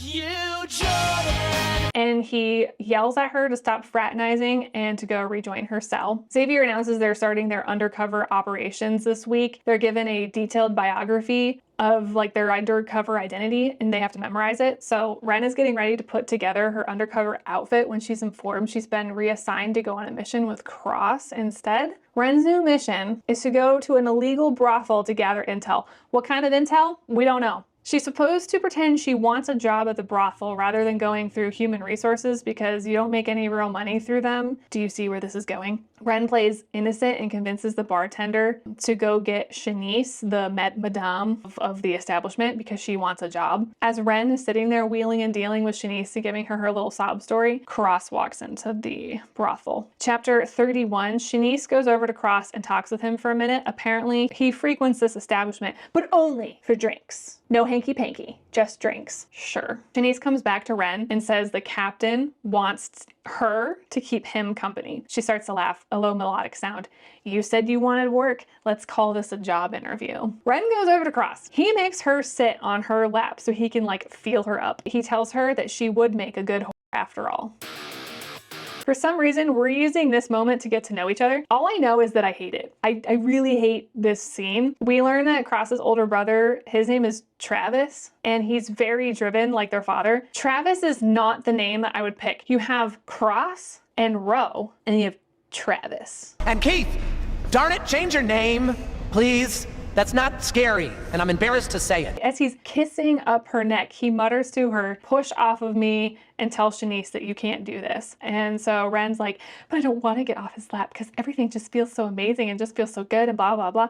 Finally, Ren obeys the order that she's been given and she shoves off of Cross and she goes up to Shanice. She's like, I'm not cut out for this job. I can't do it. And then she dramatically leaves the brothel. There's a black car waiting for her that she hops into. She says, I don't know what the purpose of this op was. I don't either, to be honest with you. If I did well or not, all I know is that my body is still burning from Cross's touch. Anyway, Cross tells her over her earpiece that when she gets back to base, she needs to come to his office for a debrief. I'm like, nah, I'm good. Chapter 32, here we go again. Ren goes to Cross's office. He tells her she did a great job because the point was to ask for a job. That was it. Shanice was never going to just hire a random girl off the street anyway. I fail to see how this was an op. The only thing that she accomplished was letting Cross get a boner. So the two of them, they flirt back and forth. Cross admits that he had Jordan, the guy that she slept with at the beginning of the book, he admits to her that he had Jordan sent away on a long assignment, all because he watched Jordan touch her like the day before. You, Jordan. I hate this guy. I'm not supposed to be attracted to men like this. Possessive, cocky, ruthless. Yet the notion that I'd succeeded in triggering his jealousy sends a thrill shooting through me. I wanted to tear his hand off for touching you. I want to rip Sutler's eyes out for looking at you. I'm gonna hold your hand for a second and I just gotta let you know. Men who are this insecure are dangerous. I don't like it being romanticized in any form of media. This is deplorable. Ren figures she'll sleep with Cross one time, they'll get it out of their system, and then they'll be good. They just need to blow off some steam. So yeah, he just like roughly spins her around, bends her over his desk, which I think is like, yikes. Perfect, he rasps. I wanted this from the second you were underneath me at the inn. He grinds himself against me. I can feel every inch of him. Should have taken you then. I wasn't yours for the taking. My voice comes out breathier than I intend. Yes, you were, if I did this. He brings his hand between my legs and my whole body clenches for him. She's not giving explicit consent. For him to be sitting there saying, I should have taken you then, when you did not give me explicit consent that that's what you wanted. I'm gonna get a little bit serious. I'm not gonna lie. I was really deeply disturbed when I read this. For people who are like, it's not that deep, this is deep. This is problematic. This is very dangerous dialogue. If these two were in like a relationship and say this is like maybe a little bit of like a power dynamic, like a power play type situation, this would be something that you already had a conversation with that person where like you discussed safe words and like, you know what I mean? Like I don't know how explicit I can get in talking about this stuff, but if that were the case, if she had given explicit consent, if she and him together both talked about this and agreed on things, agreed on a safe word, then this would be, you know, consensual. And I will not sit here and read this and just toss it away as like, it's not that deep or it's not that important. It's being romanticized in this book as something hot. They are about to engage sexually with one another, and I'm like, this makes me extremely uncomfortable. This was the part of the book I was waiting for the author to like prove, no, Cross is a bad guy. And I've been planting the seeds this whole time that he's actually very dangerous and that Ren has been almost like groomed into liking him. But I thought the commentary, the plot twist, I was going to be that Ren in this moment took it as what it was and was like, this man's not safe, and then kicked the crap out of him, fought for herself, and then the story like shifted from there. Like she's trying to like escape her abuser or something. I was really kind of hoping for a little bit of that story because I think that actually would have been really good. Her realizing her self-worth, her getting away from a domineering, dangerous, abusive, commanding officer, and it doesn't. The reason why I think also this gave me the heebie-jeebies is that when we look at the concept of consent, there is a mnemonic when it comes to consent. It's freely given, it's reversible, it's informed, enthusiastic, specific. Ren isn't giving enthusiastic or specific feedback in these moments. I don't think the consent is a well-defined line in this story at this point. This really upset me. I don't think it's romantic, and I think it's problematic, especially if an author is trying to paint it as romantic. Like, this is the guy that she's supposed to love and be with. There isn't a moment where Ren sits there and says to him, like, hey, you can't talk to me like that. One, you're in a position of leadership over top of me. We can't be doing this. Also, this interaction felt much more like it was more about him getting off than it was this being a shared consensual experience between two people. He never asks how she'd like to be touched, what position she's most comfortable with. He doesn't include her in any of that. It doesn't seem to matter to him because this is about him and him getting off. It does say that he's her deep and hard. Internally, we hear her say that she enjoys this, but it still gives me weird feelings because he's her captain and he's ordering her around the entire time. Like, he flips her around. He tells her, you take this item of clothing off, you do this. Only after they finish does he check in with her to make sure that he didn't hurt her. Remember, there was the cringy line before where he specifically told her, I like it rough. Being that he does like it rough, that's fine.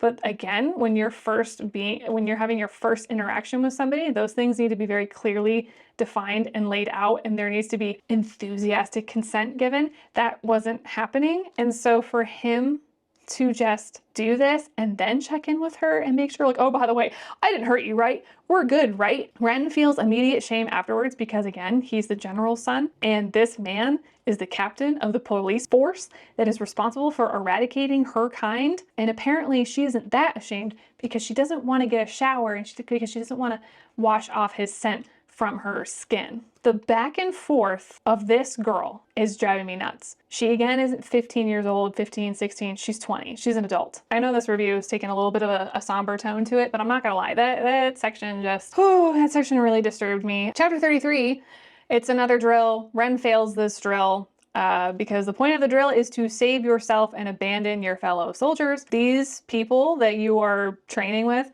are to be the people that have your back in combat, so you need to be able to trust them. So this premise of like you should be able to just abandon people, like, doesn't make any sense to me. Later that night, just as she's about to fall asleep, she's yanked out of her bed and drugged. Chapter 34, they are now in their resistance to interrogation class. She's paired with Ro and Ivy. This is where Ivy failed the program the previous year because she couldn't handle the interrogation. So they go 5 days getting interrogated, beaten up, starved, but the 3 of them make it. Congratulations, guys. Chapter 35, there's a 4-day break before their classes start up again. So this gives them a chance to marinate in their newly formed PTSD symptoms. Later on, the recruits get their score results back. So this is like the end of the program. Ren makes it into Silver Block and is shortlisted for Silver Elite. That night, it's another pit night. Ren is wearing a slinky red dress with another dangerously low neckline. Kane flirts with her. Ren notices it's been a while since he looked at her like that. I've noticed that Kane takes the program seriously and always puts our training first. As much as he likes to flirt, he doesn't allow himself to get distracted. And these last few sections have been highly intensive, requiring all our focus. Tonight, his focus is on me. Yeah, that seems sensible. I don't know why this is so revolutionary. Again, I think Kane's the better written male character here, but whatever. Kane suggests that tonight would be a really great time for them to hook up. She lies to him and tells him that they have a test tomorrow and she can't afford to get distracted. The test that they have the next day is the test they have to take to get into Silver Elite. Kane agrees, drops the subject, and moves on. As Ren is leaving the pit, Cross sees her and asks her if she wore the slinky red dress for him. Ren pushes him backward, and in a shocking show of submission, he lets her lead him down a hall and around a corner. She's had a taste of him, but wants more. I guess her words about her attraction being sucked out of her like a poison literally mean nothing. Cross says, "I want it. I know." He laughs, and the husky sound triggers a jolt of electricity inside me. Tell me you want it too. See, the better thing to do in this situation is to actually ask her if she wants this too. She again doesn't clearly give enthusiastic consent verbally. We hear it in her head, but Cross isn't hearing it. This is my beef with this. Cross isn't hearing enthusiastic consent from her, and he just goes along with it. It's like he just wants her to agree with what he's saying to her so he can get off and use her as the object that he views her as. So they agree to meet up in Cross's room later. Then they're interrupted by Ro, and he's calling for Cross because he wants to challenge him to a fight in the pit. So the 2 of them go into the pit. Cross apparently seems a bit reluctant. He doesn't really want to beat his brother up, but he does, and Ro loses badly, and it's kind of embarrassing for him. So this kind of ruins the mood, and so Ren and Cross don't end up meeting up that night, and I say thank God to that because I really didn't want to read another problematic sex scene. Chapter 36. The final test to make it into Silver Elite is to fight with a partner and get them to tap out. Whoever taps out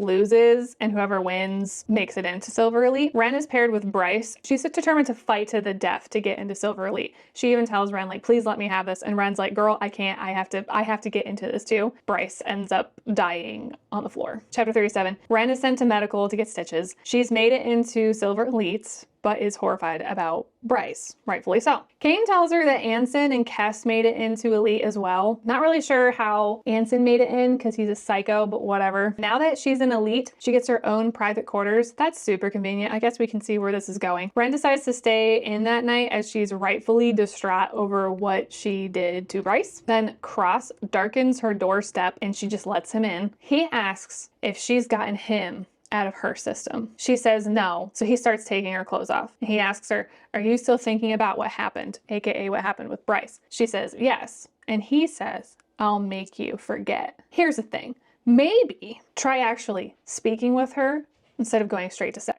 She's had a really traumatic day, you mouth-breathing dunderhead. How arrogant of you to think that the only thing this girl needs right now is to get laid. How about try talking to her like a normal human being? After they smash, Ren asks Cross why he let Kess and Anson into Elite because Anson is a soulless psycho, and let's not forget that he tried to Ren, and Cross was the one who intervened. Cross chuckles, well aware, but he moves like a shadow and kills with no remorse. This guy is a freaking idiot. Let's backpedal here. Cross watched Jordan lightly touch Ren's cheek, and he had him sent away on a long-term mission that he may never come back from. But Anson tries to rape her, or at least like beat her up. He intervenes and stops that from happening, and he allows Anson into Silver Elite. Cross tells her that they should just keep the fact that they're sleeping with each other to themselves, which like everybody knows that they're doing this. And then as he's leaving Ren's room, Ivy is heading into her room, and her room is directly across from Ren's. Ivy sees him leaving Ren's room and instantly knows what's going on. Remember, Ivy's his ex-girlfriend. This guy's dumber than a box of rocks. What the heck?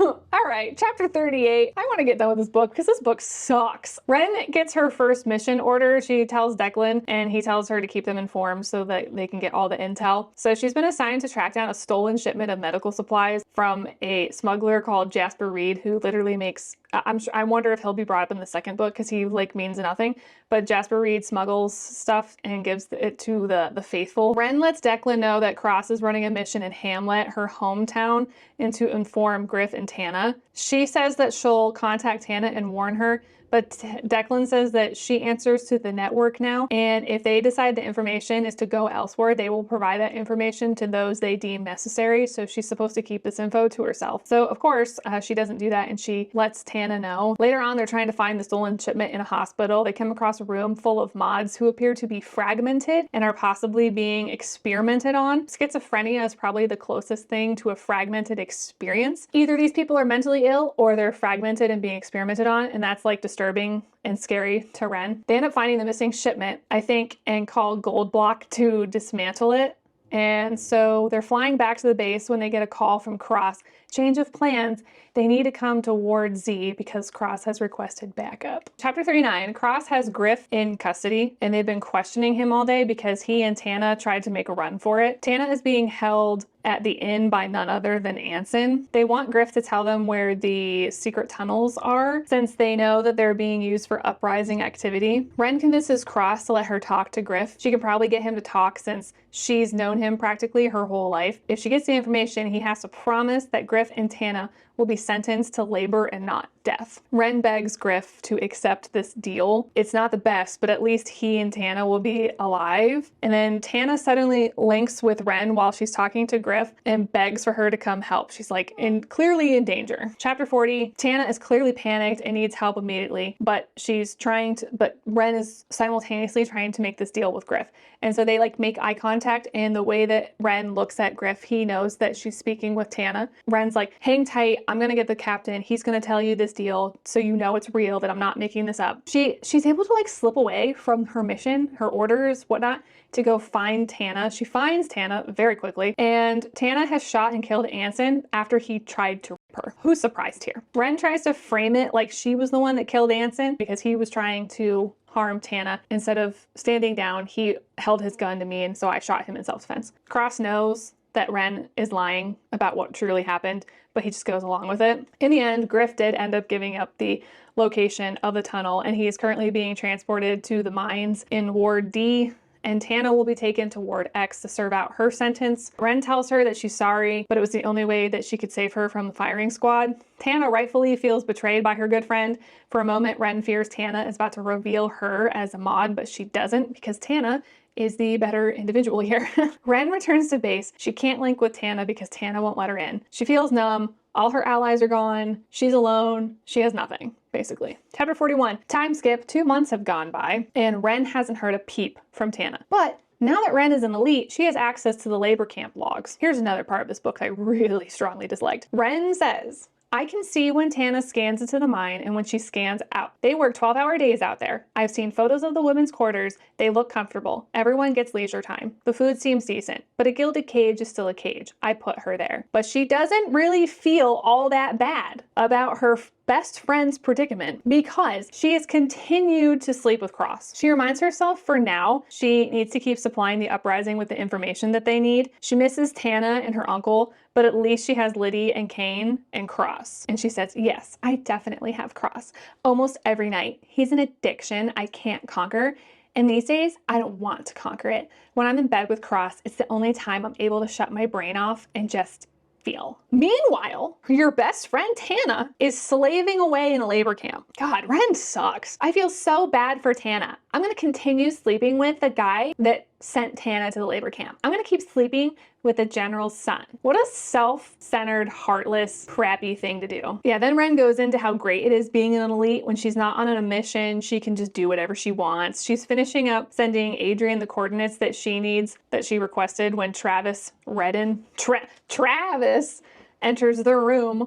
Oh, watch out for Keith. Travis introduces himself to Ren and they have a little small talk. He randomly checks her out and tells her that she's not Cross's usual type. Again, like, who the hell cares? Why does everybody keep pointing this out? Ren denies any involvement with Cross, saying, "Captain Ren is my commanding officer," I add. He doesn't fraternize with subordinates. She speaks the bullshit. Travis just scoffs at her because he knows that she's lying, and then Ren dismisses herself. She runs into Cross out in the hallway, and he's all like, "Well, I haven't seen you all day." And she's like, "Well, you haven't been on base all day, so how are you supposed to see me?" And he says, "You're right, it's my fault." He inches me toward the wall, his voice lowering to a wicked pitch. "I've been a bad boy." You make me sick. Another week goes by. Ren is in a meeting. Apparently the uprising bombed one of their weapon caches, but the damage was minimal because they missed. The uprising apparently has a hotshot pilot who never misses his mark, so this must have been done by a rookie. They need to figure out how the uprising found the cache, and Ren's meanwhile sitting there like, "Wasn't me. I don't know. Don't look at me, I wasn't me." 2 days later, Ren is told to report to medical. She's confused as she's in perfect health, except for a potential concussion from sparring with Kane the day before. I love this quote because there's 2 quotes in here that are very self-aware, but this one is like literally the definition of this book. "Truth is, Silverlee is not as exciting as it's been made out to be. It involves a lot of waiting around." Yeah, I couldn't agree more because I'm just waiting for something to happen in this book. How long have I been talking at this point about this book? Does it seem like there's much of a plot here? Hot garbage. They're all supposed to get these wellness exams, but they have to strip down and do it in front of everyone, which I think is weird. When it's Ren's turn, she strips down and Ellis, the healer, heals her concussion, because she had one. As he continues his assessment, he runs his hands down her body in a non-sexual way, because remember, this is just a wellness check. I hear a low noise from Cross's vicinity. Oh, he doesn't like Ellis touching me? Too bad. He's the one who facilitated this. Dude, this is a medical exam. He is not touching her sexually, nor does he want her that way. Calm the frick down. This is stupid. Ellis sees her scars, you know, the ones that she got from hiding to hide her blood mark. He sees her scars and asks if she'd like for him to heal them. Chapter 42, Ren is internally freaking out because if those scars are healed, her blood mark could be possibly revealed. Ren tells Ellis no, and at first he's insisting to her like, "Well, it's not that big of a deal. It's not painful. It's not a big procedure. It's really simple. I do it all the time." Ren's like, no, like, I don't want my scars removed. Like, I want those. They're a part of me. I don't want them gone. Cross interjects, asking what all the fuss is about. "Get out of here, you absolute buffoon." She tells him she doesn't want her burns healed. He tells her he doesn't understand what the issue is with being healed. How about you mind your business, because that's her body. Those are her scars. This is also her medical treatment. You have no say in it. And she says she doesn't want to remove, so she doesn't get them removed. Yeah, so later on the night, it's another pit night. Ren is feeling oddly emotional about her scars, so she stays in. Of course, Cross comes over because he's an insufferable jerk. They actually talk instead of immediately sleeping together, but I don't really care because I don't like either of these characters. We get a tidbit detail about Cross's mom. She's kept hidden away because his father doesn't want to expose her. Spoiler alert, she's modified. Like, I guessed that immediately. As soon as I read, like, his dad doesn't want to expose her, I'm like, she's a modified person, and he hides her away so people don't figure out that the general who hates mods is married to and loves a mod. They do smash, because of course, and he spends the night, which is rare. Chapter 43, Cross kind of takes her on this date to this cave filled with these glowing flowers called Daggerstone. This literally means nothing. While they're there, Ren thinks that this is the most romantic thing a guy has ever done for her. Then Cross gets an alert that he has to go see his mother because she stopped eating and is having an episode of sorts. So he doesn't drop Ren off at the base. They just go directly to General Redden's estate. Cross goes to see his mom, and Ren is being nosy and creepy around the house. She ends up at Cross's mom's room. The woman makes eye contact with her and appears she's fragmented, meaning she's modified. Nobody's shocked here. Chapter 44, Ren finds it really heartwarming to see Cross being so gentle and kind to his mom. The bar is in hell. Ren asks him once they leave her if Vanessa, that's his mom, is an aberrant. Cross says he believes she's schizophrenic, but when Ren thinks that he's lying. He tells her, but her veins don't turn silver, but neither does Ren's. So they go to the kitchen, they heat up some soup for his mom. Cross gets her to eat. Ren stays in the room. She approaches the terrace doors and looks out into the yard. And she realizes that the scene that she's seeing before her right now is like super familiar, eerily familiar. A shockwave rocks my body as I realize I'm staring at a scene that was described to me before many times by Wolf. Do you see where this is going? Chapter 45. Ren thinks there's no way Cross is Wolf. That would make him modified. But the coincidences are coinciding too much. This eats at her for days following the visit to the general's estate. They meet up for another smash session. The whole time Ren can't stop thinking about if he's actually Wolf. After they smash, she's like laying there and she tells him about this reoccurring nightmare that she has and explains it in great detail. Apparently this is actually Wolf's reoccurring dream or nightmare that he's told her about. So this sets off Cross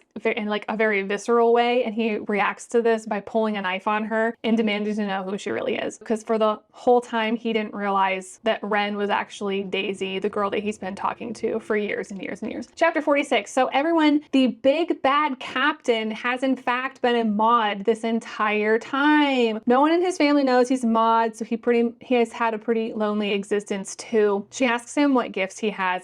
He says he only has telepathy. Ren lies and tells him that that's all she has too, even though she has the incitement ability. He quickly mentions Julian's execution, implying that she's an inciter, but she's like, no, that wasn't me. It was somebody else there. She admits that she knew Jim was a mod. He asks if she's working for the Uprise, and she admits to that too. I was like, oh wow, we're just admitting everything. Okay. Cross realizes she gave them the grids for the weapons cache, you know, back a few chapters when the Uprising bombed the weapons cache that they briefly talked about. So he figures out like, okay, so she is the one providing the Uprising with some of these details. Cross tells her not to tell the Uprising about him because his father will kill him. Ren asks why he just doesn't speak to them and work for the network, and he says he won't work for the Uprising. Ren's like, so you won't work for the Uprising, but you'll work for the company who kill your kind. That makes total sense. They're like arguing back and forth, and Cross is like, hey, sweet cheeks, this is a lot for us to hash out in one night, so let's take our time with this giant revelation that we've just made. And just then they get an alert that comes across that an Uprising fighter jet has just crashed near one of their weapons depots, so they have to respond to that. So I want to take a quick second here to back up to earlier in the story. Remember how Ren on page 6 of this book said that when mods have another mod contacting them or trying to form a link with them, how it feels like an electric shock or an electric pulse of some sort? When Ren first interacts with Cross, she tries to read his mind and finds that his shields are really good. So shouldn't Cross have felt that, right? So shouldn't he have known all this time that she was a mod? Well, apparently he didn't. Chapter 47. The elites respond to the crash site to investigate the plane, secure the perimeter, make sure there's no survivors. Suddenly there's an explosion in the distance, followed by a second one that implodes the warehouse. Kane, Tyler, and Jones die in this explosion. The explosion was a smoke screen to distract the elite so the Uprising could steal their most advanced bomber jet. Cross, inside her head, asks her if she was aware that this was going to go down, and she tells him that she had zero clue, but he doesn't seem to believe her. Their funerals are held the next day for the fallen soldiers. Okay, what are you doing? Ren is crying for Kane because that was like her only other friend that she had, and she's sad about it, rightfully so. Adrian contacts Ren later that day saying they'll need her help for the Jubilee celebration and they'll be in touch. Don't worry, I'll tell you about that in just a second. Chapter 48. Ren makes the decision to have Ellis the healer heal her scars to reveal her blood mark to prove her loyalty or honesty to Cross. Bad move, that's stupid. After having the procedure, she goes to Cross's room and tells him literally everything, including the fact that she can incite, which I was like, this feels really unearned. I don't think he's done enough at this point to prove that he's a safe person to reveal all this information to, but whatever, I guess. Cross is mad at her for removing the scars because now this makes it more likely she'll be discovered as a mod because it's blatant proof. Oh yeah, by the way, Ellis, the healer, he's been working for the Uprising this whole time, and she tells Cross that her scars were removed and her blood mark is still there, which I'm like, this is so dumb. Like, you should have kept the scars. Oh my gosh. We write this action off again as just like, Ren is just a reckless individual. Listen, we need some character development here. I'm tired of being told how reckless and stupid Ren is. We know. Why aren't we seeing any character development from this? Why isn't she starting to show improvement? Like, she's like, I'm really reckless. Maybe I should try being a little more level-headed about some of this stuff so I don't end up getting myself killed. She just like info dumps all this stuff onto Cross. They smash again. And then they tell each other that they love each other. You're not in love. You may think you are, you dumb fuck, but you're not. Red admits the Uprising is planning something for Jubilee, and they're relying on her to have a part in it. Like, yeah, just because he's a mod doesn't mean that you can just tell him literally everything, because he still works for the company and his dad is the general. Like, okay. Chapter 29, we got a couple chapters left here. Everybody hang in there, hang in there. Jubilee starts soon. Ren is given this bag of explosives that she's got to set up in the caterer's quarters. This is supposed to serve as some type of distraction. Quick question, but we've had zero mention of Ren also having experience with setting up explosives. Like, does she have experience with explosives? Well, apparently she must, because it's Ren and she's perfect at everything that she does. So I guess I shouldn't question anything at this point. So after she gets those set up, she's interrupted by none other than Jade Valance, the continent's best mind reader. She's stopping her because she had a vision about Ren setting up these explosives. She incites Jade to shoot herself, and that's what happens. Yeah, there's like no combat. There's no fighting, there's no nothing. I would have loved to see some combat scenes here, but we literally don't get any. Chapter 50, Cross shows up shortly afterwards and takes care of Ren's mess. Cross tells her to go get ready for Jubilee because she needs to put on a happy face and act like none of this happened so that way no one gets suspicious of her actual involvement. While Ren is getting ready for Jubilee, Liddy just bursts into her room without knocking or announcing herself. Ren makes a comment to herself that like, yeah, she told Liddy that you could just come in whenever and not have to like knock or announce yourself. But I'm like, hi, yes. I've had, instances where someone has told me that too. And yet I never will just be like, I'm just going to burst in here unannounced. I always still knock, and sometimes I'll like open or crack a door open and be like, hey, are you decent before I come in? Because that's just like the courteous thing to do. Liddy comes like bursting in unannounced, but thank God Ren has a pair of underwear on that covers her blood mark, so she was almost just revealed. But it's now as she realizes just how close she was to having her secret exposed, and she's starting to regret getting her scars removed. This is weird. Liddy notices that her scars are gone and makes way too big of a deal about it, then proceeds to actually touch Ren's thigh, because the blood mark is on her upper thigh. Her underwear rides up slightly, and Lydia gets a glance at her blood mark, and then she's like, what's that? And Ren tries to lie to her and tell her that it's a birthmark, but I guess these blood marks are always these like perfectly red symmetrical circles that don't look remotely like a birthmark. Why do they get these blood marks? Nobody knows. In a very uncharacteristic Liddy move, she lunges forward and pushes the fabric up. Like, why is everyone so handsy and touchy in this book? So obviously her secret is now out to Liddy. So she admits to Liddy, I am a mod. Yes, Cross already knows. And then she makes up a story about how Cross is going to address this with the entire elite force the next morning. So way to throw Cross under the bus.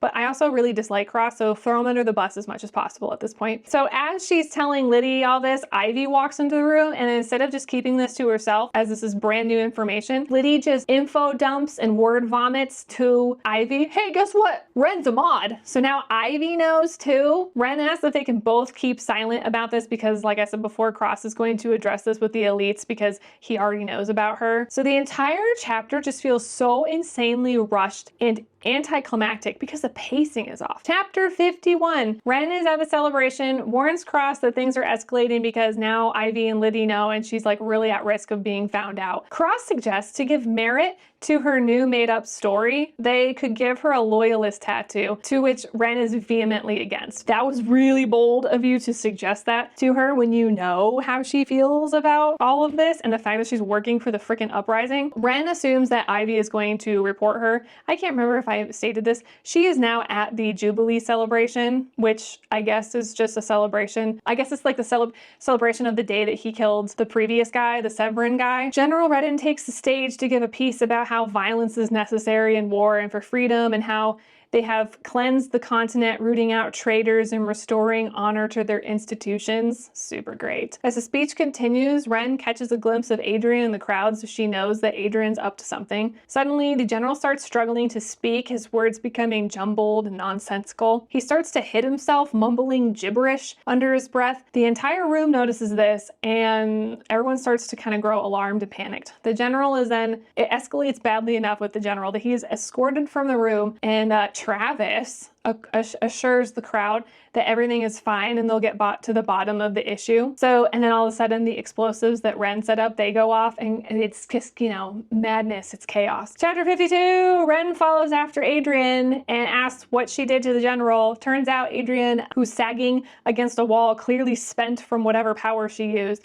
She tells Ren that she rewired the general's brain, basically making him a vegetable, which, okay. Her ability is even more rare than incitement. Okay. Ren is arrested because Liddy of all people arrested her. It wasn't Ivy, it was Liddy who reported her to Roe. Ren is in jail, and then she informs Cross. He tells her the general is a shell and that Travis is taking control. Oh no, not Travis. Watch out for Keith. Ren asks if they can convince Travis that she's on his side, but after the bombing, that seems unlikely, but Cross is working on a separate plan. Cross shows up later and tells her that Travis has declared war on all mods, so mods are being rounded up and sent to labor camps, both slave and loyalist. So even Jade Valance, even though she's dead, she would have been rounded up and sent to a labor camp, even though she's a loyalist. Ren has been scheduled to die. Ren links up with Adrian, fills her in on her situation, and Adrian tells her they can't get close to her as the airspace is being monitored and the wards are on lockdown. So the uprising will be going dark for a while. So she's on her own. So the uprising base is located in the Blacklands. Ren tells Adrian, like, if I can get to the Blacklands, will you fly me the rest of the way to the base? And so that she's like, yeah, I mean, like, if you can get there, we'll help you the rest of the way. Chapter 53, Cross comes back for Ren and he and Xavier get her off the base with 0 issues. How convenient for them. They get Ren to the edge of the Blacklands. Cross tells her he can't go with her. He can't leave Travis in charge to rule without him there because he will kill mods indiscriminately. He's far crueler than their father and he'll let Roe have free reign. Cross basically has to be there as like a moderator, a mediator between his 2 psychotic brothers. But don't worry, Xavier is going to go with Ren to keep her safe. Chapter 54, Ren and Xavier start their trek through the Blacklands, and all those survival skills that we heard about Ren possessing, those come up, kind of, because Chapter 54 is like 2 pages long. They end up at Ren's old house that she and her Uncle Jim used to live in. He finds a letter addressed to her in a supply chest, and we don't find out what that says until like the very, very end of the book. Chapter 55, after 2 days, they reach the other side of the Blacklands. Ren contacts Adrian and lets her know, like, hey, we made it, and asks for assistance, but she forgets to mention that she brought Xavier with her, which I'm like, I don't know how you forgot about Xavier back here, but not long later, a helicopter touches down, and who of all people is the pilot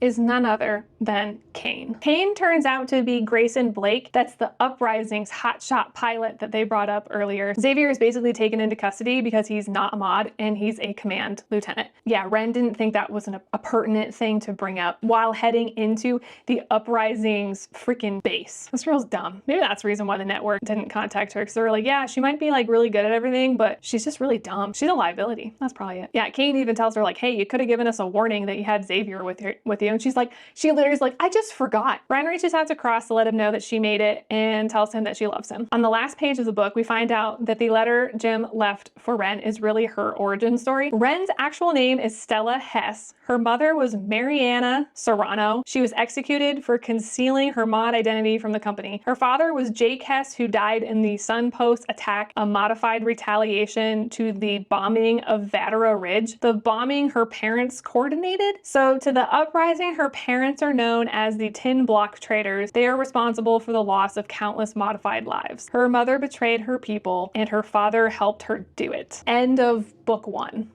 Wowza, wowza, wowza, wowza, everybody. I know that was a lot, but do you understand? Do you see what I mean when I'm saying the pacing of this book is garbage? The first 80 pages of the book were interesting. The whole middle section was boring because nothing happened. And then like the last 30 pages were like a whirlwind of everything all at once. There's so many parts of this book, particularly the politics and the history of this society, that are so vague. Just alone at the very end there, like her parents were, you know, the Tin Block whatevers. We know very little about who the Tin Block is. We know nothing about either of those bombings or those retaliations that her parents were a part of. We never had that mentioned in the book or described. So I was just like, that is a really weird thing to just drop on us at the very end of a 510-page book. Book was too long. I think 400 pages max, and it could have allowed the story, it could have cleaned it up a little bit and actually made it more cohesive and interesting. I think there were parts of this book like, yeah, that's interesting. that's cool. We could write a really cool story using these elements, but it just was not executed well. This book had so much money and support behind it, but it felt like a poorly fabricated cash grab, fast fashion book than a true dystopian novel with anything constructive to say about what we're seeing in our world today. I did mainly pick up this book because I just wanted to understand, like, why did this go so viral? And to be honest with you, I still don't quite know. The only thing I can think of is it just had that marketing money behind it to get it out there, because I don't think this was anything special or spectacular. I don't think it had any very meaningful message that came across, especially as it was marketed as a dystopian novel. Dystopian novels are meant to serve as a cautionary tale. I truly hope I articulated my thoughts on why I thought the romance was problematic. I sincerely hope I handled that with care and did a decent job, because it's near and dear to me. These kinds of power imbalances and unfair treatment has impacted me. It's impacted my loved ones. And it's impacted my friends. I couldn't just let it slide as not being that deep.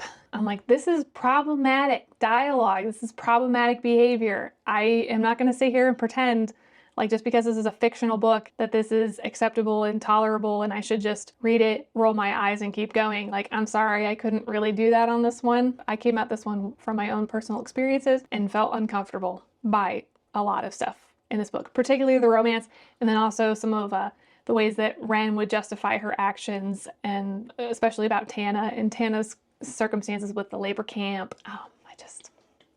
I don't know, guys. This book made me feel uncomfortable because I couldn't tell what the author's messaging was behind this book. I'm going to close this out without Poppy. She's taking a little bit of a water break right now, which I desperately need to as well, because I've been talking 4 hours. Thank you so much, everybody, for sticking around for this review. I know it got a little sobering there at some points, but I do think that some parts of this book were pretty serious. I had to put a little bit of my serious hat on. I'm not really sure what I'm talking about next yet. Possibly Two Twisted Crowns. We got Rachel Gillig's new book, The Night and the Moth, coming out in a week or so. And so I'm excited about that, because hopefully that's a good read that I end up loving, because after Silver Elite, I need something to make me feel happy and safe again. So thank you again for hanging in there with me. If you like what I'm doing here, give the video a like, give me some comments. Let the algorithm know that you like my stuff and it pushes it out. So I appreciate it, guys. Thank you so much. I'll see y'all in the next one. Toodles! Bye, everyone. Thanks. Like and subscribe.